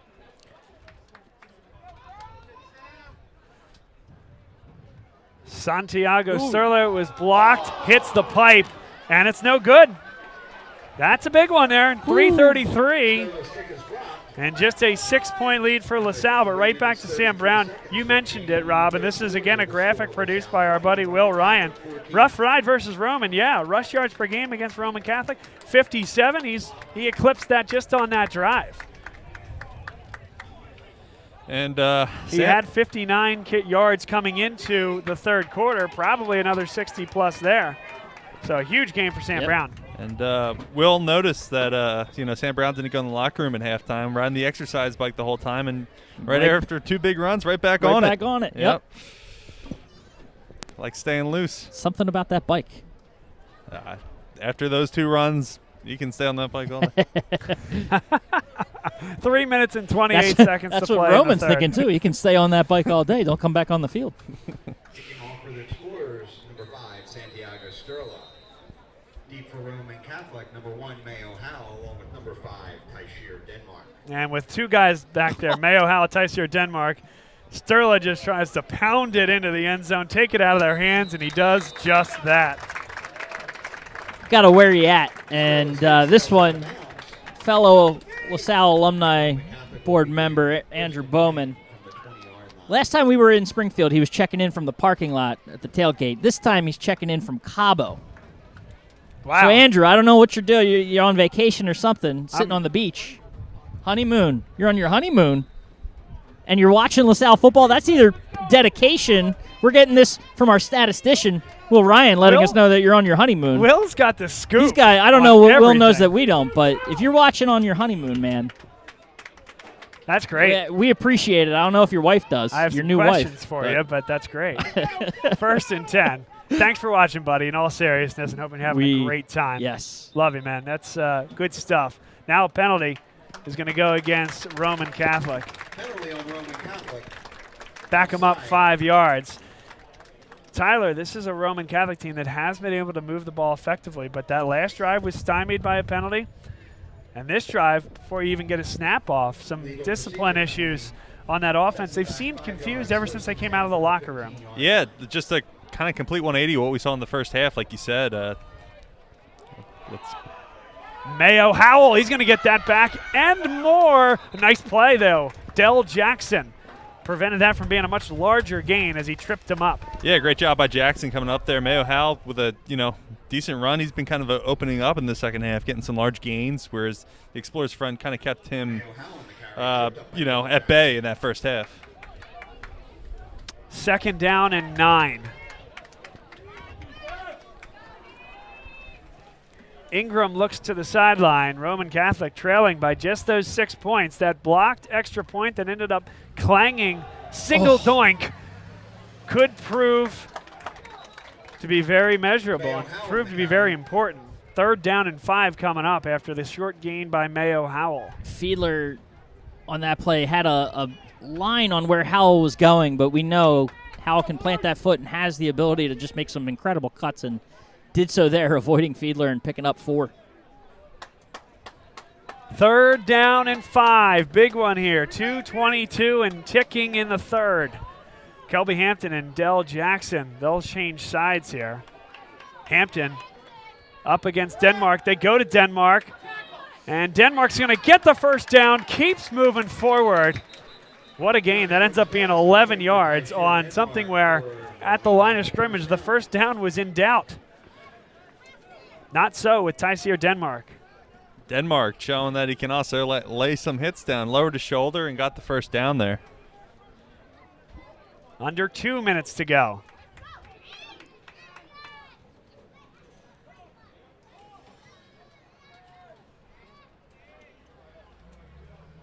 Drop straight back. Oh, what a catch by Denmark. He's gone. Into double coverage. Doesn't matter. This kid is incredible. Wow. I was sitting here before that play thinking how he hadn't seen too many shots. They had the quick out to him on the last play. Hadn't seen too many deep shots outside of the first quarter, and there it is. You know, they look for him. Ingram finds his man and just able to break through double coverage and taking it to the house. Now an all-important extra point. Yep. That pass was just impossible to defend. That was put in such a nice spot, and quarterback just knows his receiver and puts it exactly where it needs to be in double coverage. Wow. And now the all-important extra point. Jack in to attempt the extra point. That one is no good. Pulled to the left. Wow.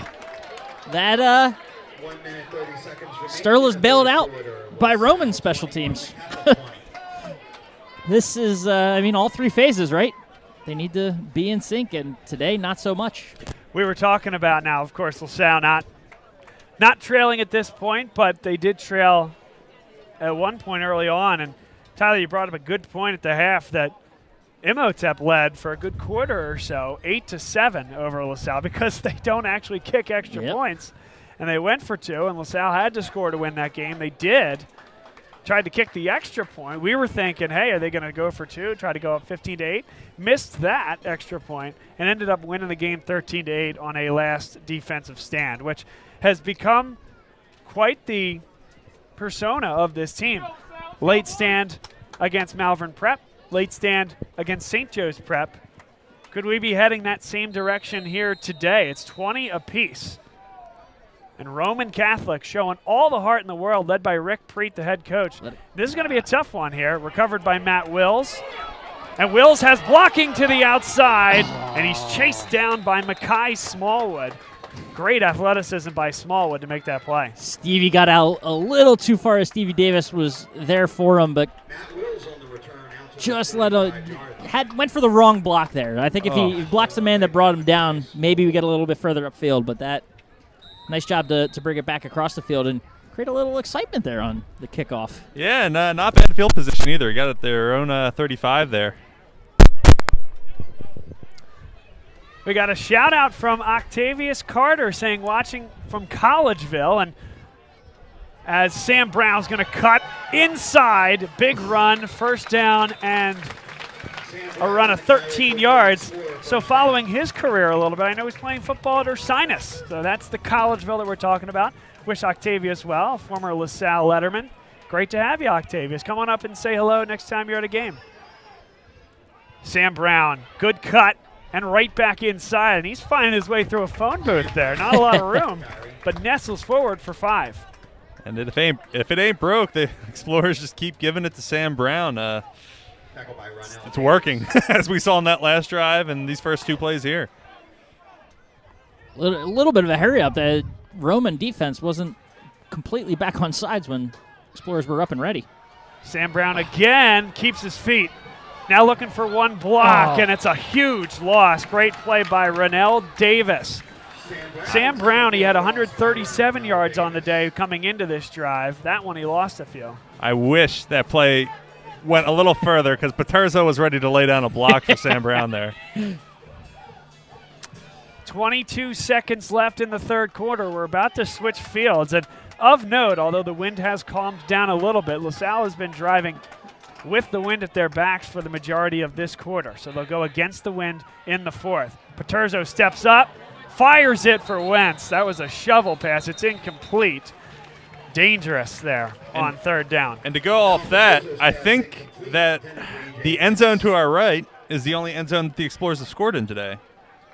So that's something to think about going into the second half. Romans, doesn't seem to have a problem scoring either way. In fact, some of the more impressive catches to Denmark have gone toward our left there. But tell you what, though, big incompletion because the clock stops with 3 seconds left. So that would have taken us to the fourth quarter, and Sterler would have been punting the other way. Although, again, the wind is about as benign as it's been all day.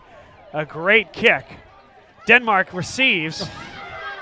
And a block will bring it back. Another one, blindside block.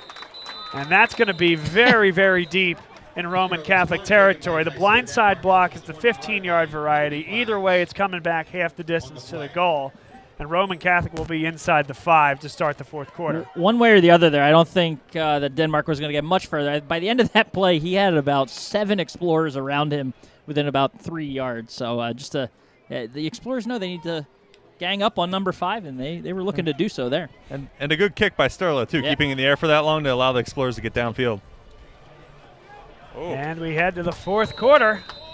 It's all tied at 20. What a game we have. This portion of today's game brought to you by Station Tap House. It is a wonderful afternoon, and after this game, if you don't know what you're doing, head on over to the Station Tap House. A great day of college football. Penn State plays Iowa, some big games in the SEC as well, Auburn and Georgia. They got all the TVs right there for you. If you want to host a party, reach out to Station Tap House. They can take care of you. Again, the Wade family does a great job with the Station Tap House. It's our favorite spot in Doylestown, that's for darn sure. We appreciate their sponsorship of what we do here at Bob Long Sports. Station Tap House, a great place to get a bite with family and friends.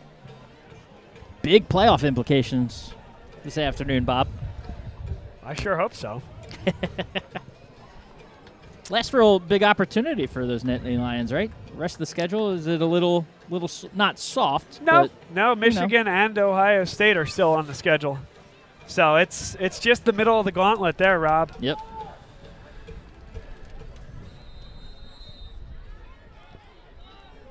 And now it's Ticey or Denmark at the Wildcat position. They've done this a couple times, really by both goal lines, either trying to score or trying to get out of the shadow of their own goalpost. It's often Denmark trying to create the yardage. And he goes in between the tackles. Daryl Dengo got a hand on him, and he stood up after a gain of 2. Guys, Denmark 3 total touchdowns on the day, 198 receiving yards, 7 catches, and the 2 of those 3 touchdowns were rushing. Yep. So a guy that can do it all.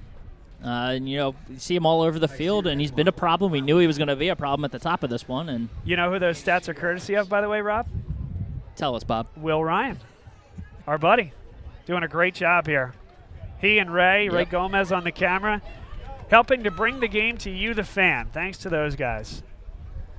Denmark, off tackle, and maybe got one, but LaSalle defensively stands up.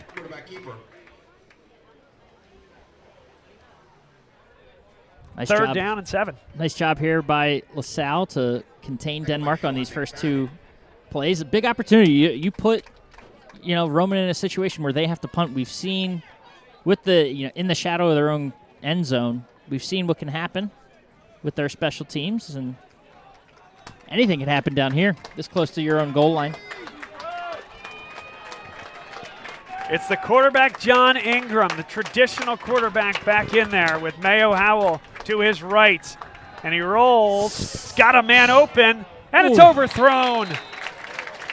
Intended for Trey Woodley. It was a great play design. Threw it at the right time, just a little high. Wide open. Del Jackson was kind of looking for him to streak back over the middle or come in on a post. He was fading towards the towards the sideline, and just Ingram unable to hit him. Yeah, incredible play design. Everything worked except for the execution of that pass. And honestly, a good opportunity for the Explorers here. I wonder if they don't come at this. Spring the house. Patterson had a punt blocked last week against Archbishop Wood.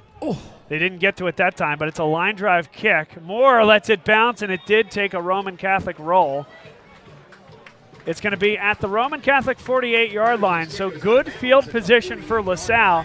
But all things considered, if you're Rick Preeton, the special teams coordinator of Roman Catholic, you got to be thrilled with that punt. Yeah.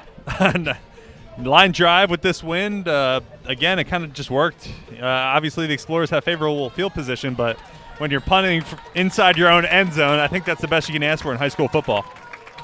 Andrew Rhines checks in from Indiana, Pennsylvania. Got to check in on the boys from Winmore. D2 and D3 action. You know, IUP, a great D2 school in football. Of course, Octavius Carter was watching from College Ursinus. Oh, yep. Which is in Collegeville. Yep. Gain of 3 up the middle. They continue to pound Sam Brown. Listen, I don't know for sure. Will's probably our guy on this, but it sure seems like Sam Brown has gotten more touches today than he has in any game all year long. They're riding him a little bit more and giving him the ball more opportunities. And not that it's not undeserved, obviously. He's been incredible today. I'd like to see a little more Stevie Davis, though. He brought some much-needed speed on that one run play he was in. Stack in the box. 2nd down and 7. And again, it's Brown. Brown churns the legs. He's still going. 40-yard line after a gain of 5. 3rd down and 2 coming up. And that's twice now, once on this drive and once on the previous drive for Roman. Refs kind of letting that pile go a little longer before they blow the whistle. Just a nice job by Brown in this line to take advantage of that and keep churning forward for a yard or 2. 3rd and 2. You'd have to think 4-down territory if they don't get it. Oof. And they'll have to make that decision. Got back to the line of scrimmage, but that was it. 4th and 2. Riverboat Rob, where are we at? Well, first of all, Tyrell Stewart, nice job standing up Sam Brown at the line. I mean, you haven't had many opportunities. Looks like they're going with it here. Ryan Moore coming in for the Wildcats, so not much time's ticking here in the 4th quarter, so I think this is the right call. Yeah, more Paterzo out, and offensive lineman Nick Araco went in. An extra lineman, we've seen that before, most notably on this field against Imhotep Charter. 3 in the backfield. High snap, Moore came down with it and doesn't get there. Turnover on downs. Roman Catholic defense steps up, and with 8:25 to go, guys, the KLites get it in great field position and some momentum pulsating through Springfield. Oh, wow. There was a bit of a jump there, too. I think a false start could have been called on LaSalle, but doesn't matter. Obviously, the KLites, always a difficult word to pronounce, have really showed their stuff on defense. Let's try that again. K-Hillites. K-Hillites. All right, stay tuned after the game while we practice that.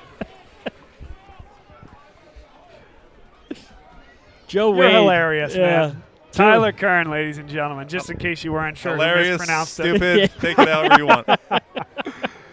1st and 10 for Ingram. Mayo Howell. Kelby Hampton. Tyseer Denmark, maybe a half-hearted block. Kelby Hampton made it hurt. Wow. Hampton closed in on Mayo Howell. 4 or 5 yards in like a split second. That was incredible. And just that half second there of Denmark kind of abandoning that block, that was the difference. Give the sophomore a ton of credit. These sophomores are duking it out, Rob, like you said. It's been a good battle. I mean, Denmark has certainly had his fair share of successes today, but, nice to see Kelby step up. And 7:51 to go. That timeout called by Roman Catholic. And, guys, the rest of the Catholic League, in many ways the rest of the state, keeping an eye on this one. This is quite the shocker here. Yep. thus far. Roman Catholic playing with a lot of passion and a lot of heart. They don't have the numbers that this LaSalle team does. They got beat up pretty good against Archbishop Wood last week, and LaSalle hasn't been able to dispose of this Roman Catholic team yet, and Roman Catholic with the ball in decent field position looking to take another lead. Wow, yeah, 20-20, just as we all anticipated, halfway through, or almost halfway through the fourth quarter. It's unreal. Yeah, wow, this has been a hard-nosed football game. Yeah, kudos to this Roman Catholic. Offense and defense, and even special teams is pulling together. They look like a good football team, other than the delays of game, which were in the more towards the beginning of this second. It's coming down to it. 7:51 on the clock. 2:12. Second down. 12 yards to go for Roman Catholic. And there's going to be an interference call. Tyseer Denmark taken down by Kelby Hampton. That'll be 15 yards and an automatic first down. It puts it into LaSalle territory. Quite a few flags out there. It's hard to differentiate these penalty flags from from Denmark's shoes. Yeah, Will knows.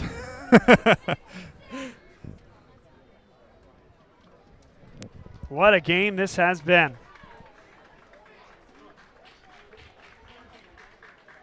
Holding on LaSalle, first down Roman Catholic. Tyseer Denmark was interfered with on the play. These were his statistics coming into the game. He's piled up a lot more than that. 12 touchdowns coming into this one. He's got 3 more, nearly 200 receiving yards alone.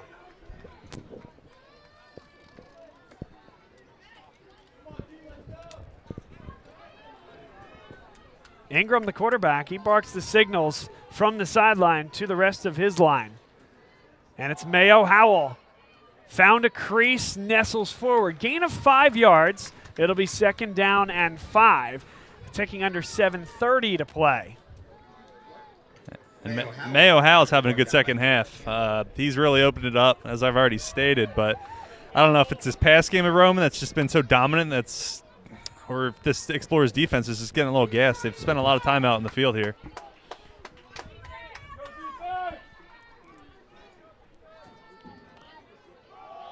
Mayo Howell again. Same play. This one comes up a yard short. Gain of 4. He's going to need 1, maybe a long 1 for a first down. And under 7 to go. And Rob, it feels like every time there's a play here, you can tick 40 seconds off. Yep. Beat of the drum. I mean, Roman Catholic shortening this football game, and they're in a great spot right now. Clear that is the game plan right now. I mean, just giving the ball to Howell, letting him go right up the middle, not seeing him in any of those fancy cuts, and just slowly chipping away at this clock and hoping to punch the ball in. Third down and 1.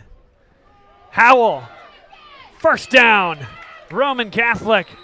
The offensive line has been so good here today. Austin Ramsey at the left tackle. Tyrell Stewart at the left guard. Ezekiel Nazario at center. Terrell Wood and Maurice Vaney on the right side of the line. Fantastic all afternoon long. And as Rob's alluded to, just looking at the eye test, they look way bigger than this LaSalle defensive front, which is atypical. And they're pulling effectively as well. Sometimes those big guys, Tyler, you just don't see them moving as effectively. They're running some good stuff offensively, there's no doubt. And now LaSalle a bit confused as Mekhi Johnson comes across the line to guard the tight end. Howell, this time met at the line. They brought extra numbers, including Mekhi Johnson. Dan Ford in there on the stop. Just up the middle right now. I mean, you don't want to get too ahead of yourself and think that that's what's coming every time, but that's what the game plan seems to be right now. You see a lot of these rushes coming off the edge. Maybe stack them up in the middle. Remember also, guys, 5:22 here and ticking, that either of these teams could be up a point right now. There were 2 missed extra points on each of the team's third touchdown. The big guy, took it up the middle, and a nice gain. Brandon Mack, haven't seen much of him. Flag. And a late flag might be against the Explorers. It's been a lot of chirping going on down there at the line. Be real unfortunate if coming in with an unsportsmanlike. Oh. Yep. Well, the unsportsmanlike's going against LaSalle, and it's an automatic first down for Roman Catholic. That came out quick, too, so the refs have been listening. They've been hearing what's going on. Something didn't sit well, and that flag came out within a second of that play being blown dead. That's a dagger going from third down to a first, and you're in the red zone. I was going to say, Tyler, field position. Right? This is not a Roman Catholic team that's going to go out and attempt a 40-yard field goal. It's just not going to happen. LaSalle could, but even when LaSalle defense is looking okay, they're at our 40-yard line. There's still a long way to go. Now, not a long way to go. And LaSalle there that time stood up at the line of scrimmage, and again, Brandon Mack. Intriguing personnel switch to see Mack get 2 carries this late in the game with what everything Mayo Howell's been able to do. And, you know, Roman Catholic can get a first down here and really wind this clock down. I mean, we're already down to 4 minutes and 30 seconds.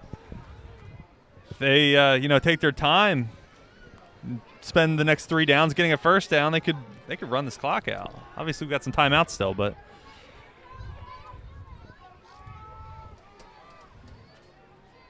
deliberate pace, as you say, Tyler, under 4:15 now. Too deliberate. False start. Oh, a false start. Wow. Okay. Roman Catholic. I tell you, both teams, neither of them have been particularly crisp, but that's a huge penalty there. Wow. And combined between false start and delay of gain, it's been 5 or 6 penalties, backing them up 5 yards. It's taken them out of some key drives. And this one, as mentioned, where they don't have 35 or 40-yard field goals kind of in the back of the pocket there. They're going to have to go and at least get a first down here. 2nd and 15, make it 2nd and 14 after the gain of 1 on the last play. Mayo Howell.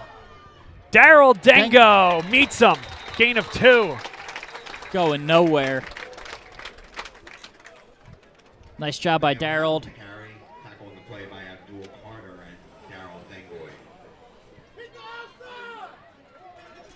Now a big third down. I mean, you mentioned it. It feels like 4-down territory for Roman because they don't have the leg over there on special teams to put this one through. So I don't think there's any doubt about that, Rob, unless they get about 10 here. At which point maybe you trust Denmark at that point anyway to get the last few.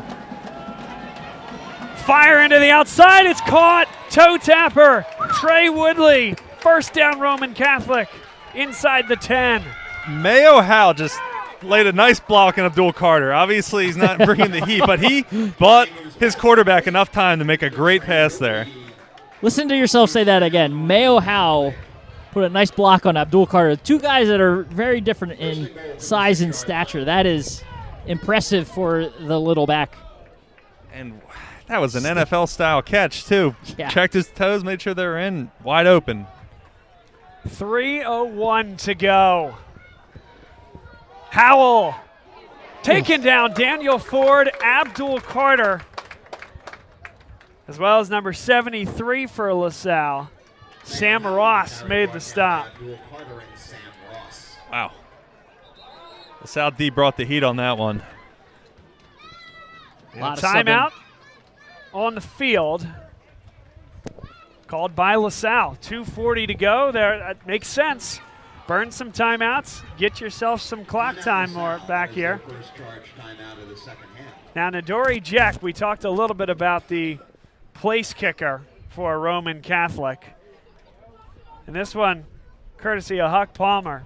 He has not yet attempted a field goal this year. He's 8 of 11 on PATs coming into today. 2 of 3 today. He has yet to attempt a field goal. All considerations to keep in mind here as we go down the stretch. And this portion of today's game brought to you by Fox & Roach Realtors, Berkshire Hathaway Home Services, Jim McLaughlin, Carrie, Garen Boyle, our favorite LaSalle Realtors. If you're looking to buy or sell a house, they're the folks to go to. You've heard us talk about them for a while here. Even to go get a consultation, check out what the market is like. Give them a call. The contact information is on the screen as you see it. Guess who, guys? Tyseer Denmark in the Wildcat. He's been the star of the game on either team thus far. With 2:40 to go, 2nd and goal. He takes it off tackle. Denmark doesn't get there. And a late flag comes in. Wow. I thought I saw some movement. The blockers were getting ready to go before that ball was snapped. Yep. Yeah, I saw that, Rob. Might be a late block in the back. I don't know what this call is going to be.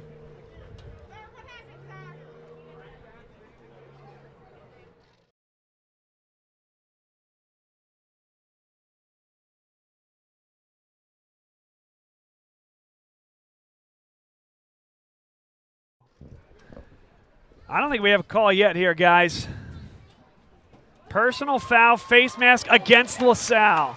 Wow. So that's going to be half the distance to the goal. The penalty happened at about the 3. This will be inside the 2. First down. Wow. You know what? They called it the 5-yard variety, which means it's not an automatic first down. Yep. So he didn't grasp the face mask, just a graze. And now that might be a portion of the discussion here. Can they get a first down from it? Just off the right edge of your screen. So they say 2nd down. It is confirmed. So it was a 5-yard face mask, which is not an automatic first down. And Rick Preet now, that's him on the center of your screen, confused on the call.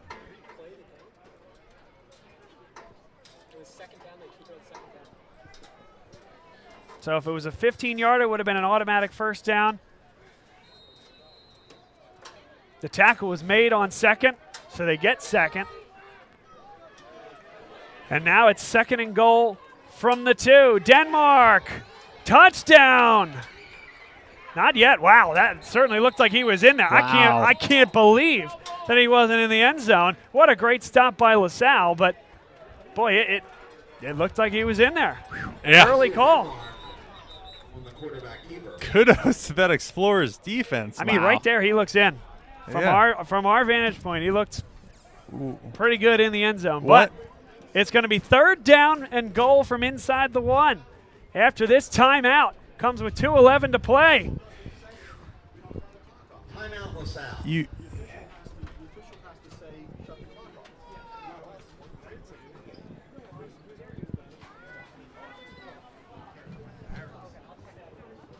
Wow. So, Bob, you talked about the Explorers having to make a stand. Doesn't get much more standishness than this on your own 1-yard line. I mean, somebody hit him hard there and pushed him back because that looked like 6. That was interesting. Look at that. Look where that ball's sitting there. You can't get any closer. You can't get any closer. They pretty confidently made. Unbelievable. Wow. So I think you have to see Denmark again. It's 3rd down and goal. And you might have to stop him twice. 2:12 on the clock. Coming down to the wire here from Springfield.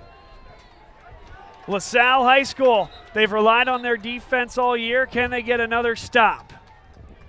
Haven't seen many athletes like Tyseer Denmark.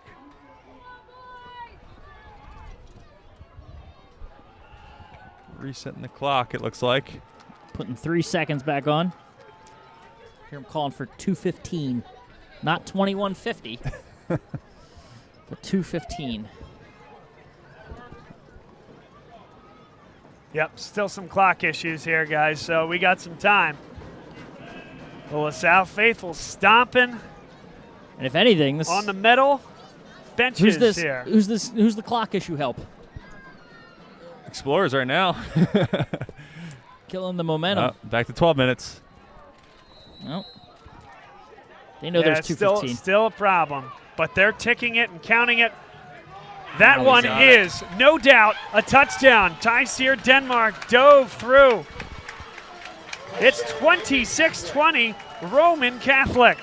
a shocker developing here from Springfield. Wow. No words here. Yeah, I mean, 21 minutes and 10 seconds left in the fourth quarter. The Kaleites doing exactly what you'd expect that you would want them to do, if you're Roman Catholic, and that's take the ball methodically down the field and punch it in and don't leave LaSalle with much time. That kick is up, and it is good. A 7-point deficit for LaSalle.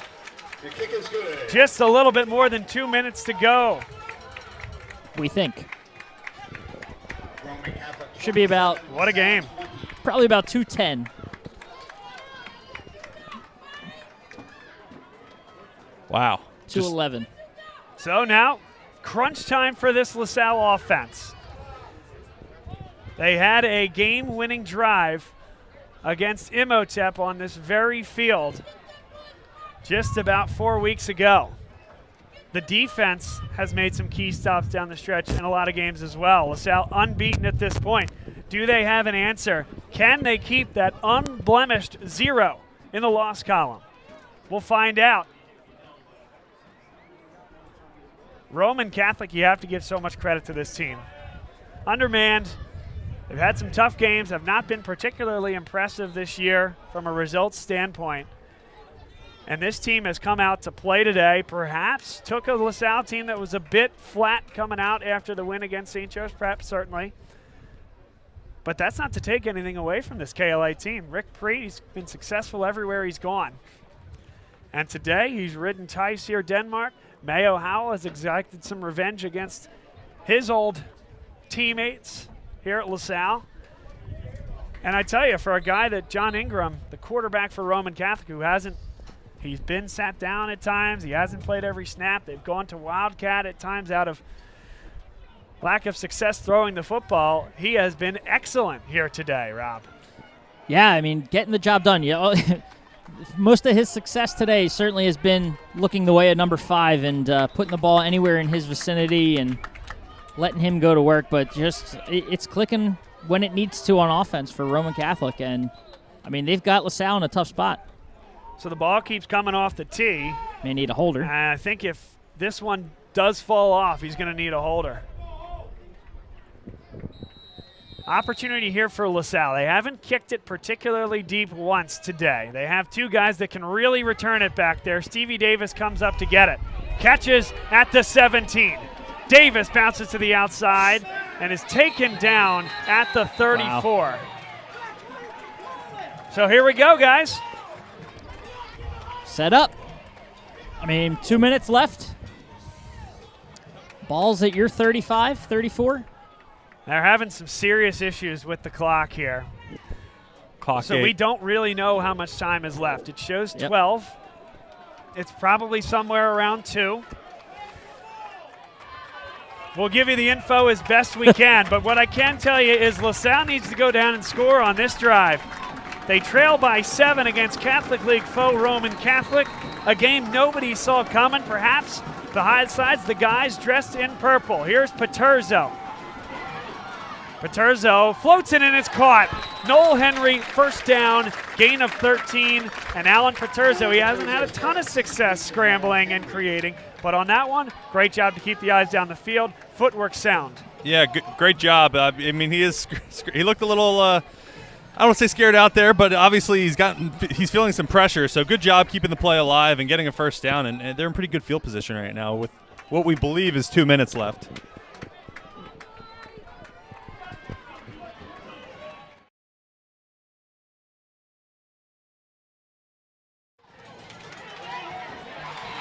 And there is a pass. It's caught by E.J. Wentz.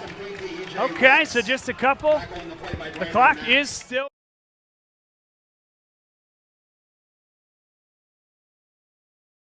Passes.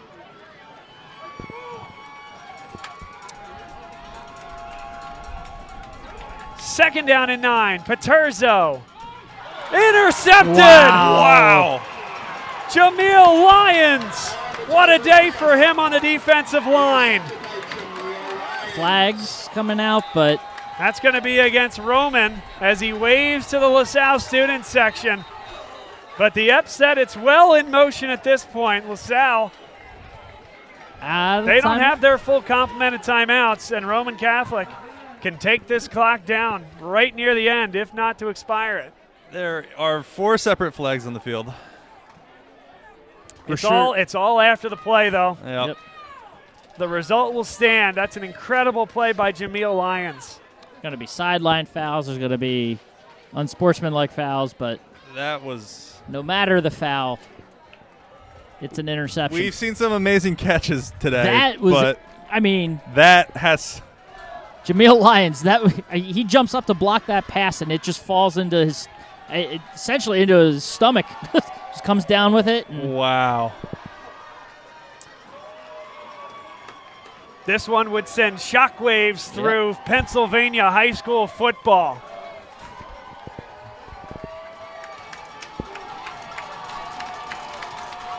Roman Catholic fans making themselves heard, and rightly so. That's amazing. Wow, just a shocker of a game. Well, what can the defense do? I mean, you're expecting runs unless they kneel. Can they kneel? We don't know. With time that's left, we don't know how much time's left, but they're getting in. LaSalle only has one timeout. They certainly seem like they can kneel this one and end it. And, from the beginning, LaSalle just kind of came out a little flat. Yep. I think an emotional win last week. Certainly, it's hard to do that 2 weeks in a row. They showed some good things, obviously, with Sam Brown having a heck of a game and defense making some good plays, but Roman came to play today. And Roman will take the play clock all the way down. Again, don't have the exact time on the clock. But there it is. John Ingram fires the ball into the sky, and shockwaves exude across Pennsylvania. The Roman Catholic Kaolites have beaten the LaSalle Explorers. Or have they? Are we going to get flags? Yeah, I guess not. They have. The referees are just keeping them off that side of the field. That is a ball game, folks. Wow. Roman Catholic 27, LaSalle 20. And safe to say, in our 10 years of doing this, guys, this is as shocking of a result as we've seen. Give Rick Preet and this Roman Catholic team a ton of credit. They had traditionally given LaSalle some trouble, had never really gotten over the hump, at least not in the last 10 years or so. Last year, LaSalle blew this team out, guys, and Roman Catholic was aware of that, came back with star power in the form of Mayo Howell and Tyseer Denmark, who may just be the most impressive individual player I've seen all year long, and they earned this victory here today. Wow. Yeah, I mean, give it to Roman. They knew what was in front of them. They knew what they needed to get up for, and they did. And for the Explorers, it's just a case of, they did not have it today. Roman, everything they threw at them, they were prepared for, and just a little bit sloppy coming out of the second half, flat, like you mentioned, Tyler, to start the game. And you can't have those kinds of things happen. It doesn't matter who you're playing, any given Saturday in this instance. So, kudos to Roman for what they accomplished and putting the ball in the hands of their playmakers and getting the job done. And, football is just a game of emotion. And, from the start, Roman Catholic looked like they came to play, whether it's through their celebrations or just their whole demeanor. And honestly, I think they deserve the win today. They played a heck of a football game. They had some big plays, some really big plays. Obviously, the Explorers did too with Sam Brown, and they're good players like Abdul Carter, but just Roman Catholic put it together today, and I got to give them kudos. That was a fun football game to watch, and yeah, congratulations to Roman Catholic.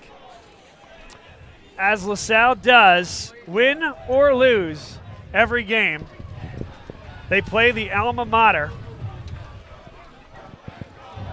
And they'll stand with those helmets held high with pride.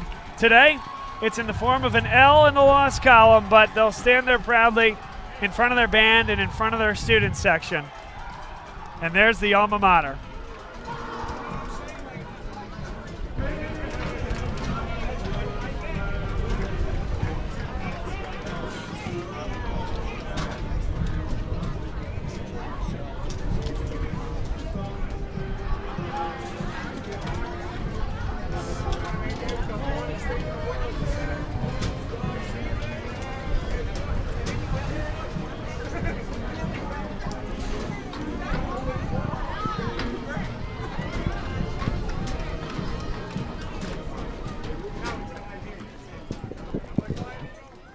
Roman Catholic, once again, your winner, 27-20 over LaSalle. My crew here today, Ray Gomez on camera. Excellent job, my friend. Will Ryan, same to you, buddy. Thanks for all the help on the stats. You guys did an excellent job at halftime as well. They'll be with us throughout the season, and they are big parts of what we're doing here. Rob Stott, Tyler Kern, thank you both for being here.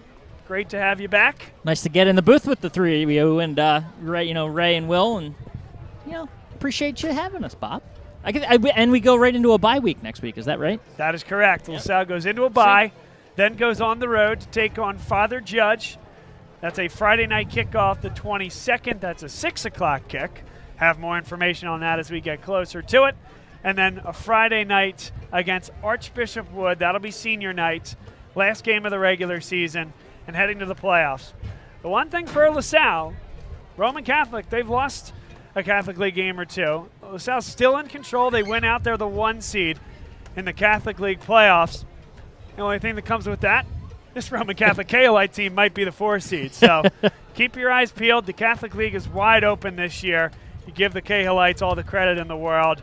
Again, he's Rob Stott, Tyler Kern, Will Ryan is with us, as well as Ray Gomez. For all of us here at Bob Long Sports, I am Bob Long saying so long here from Springfield High School.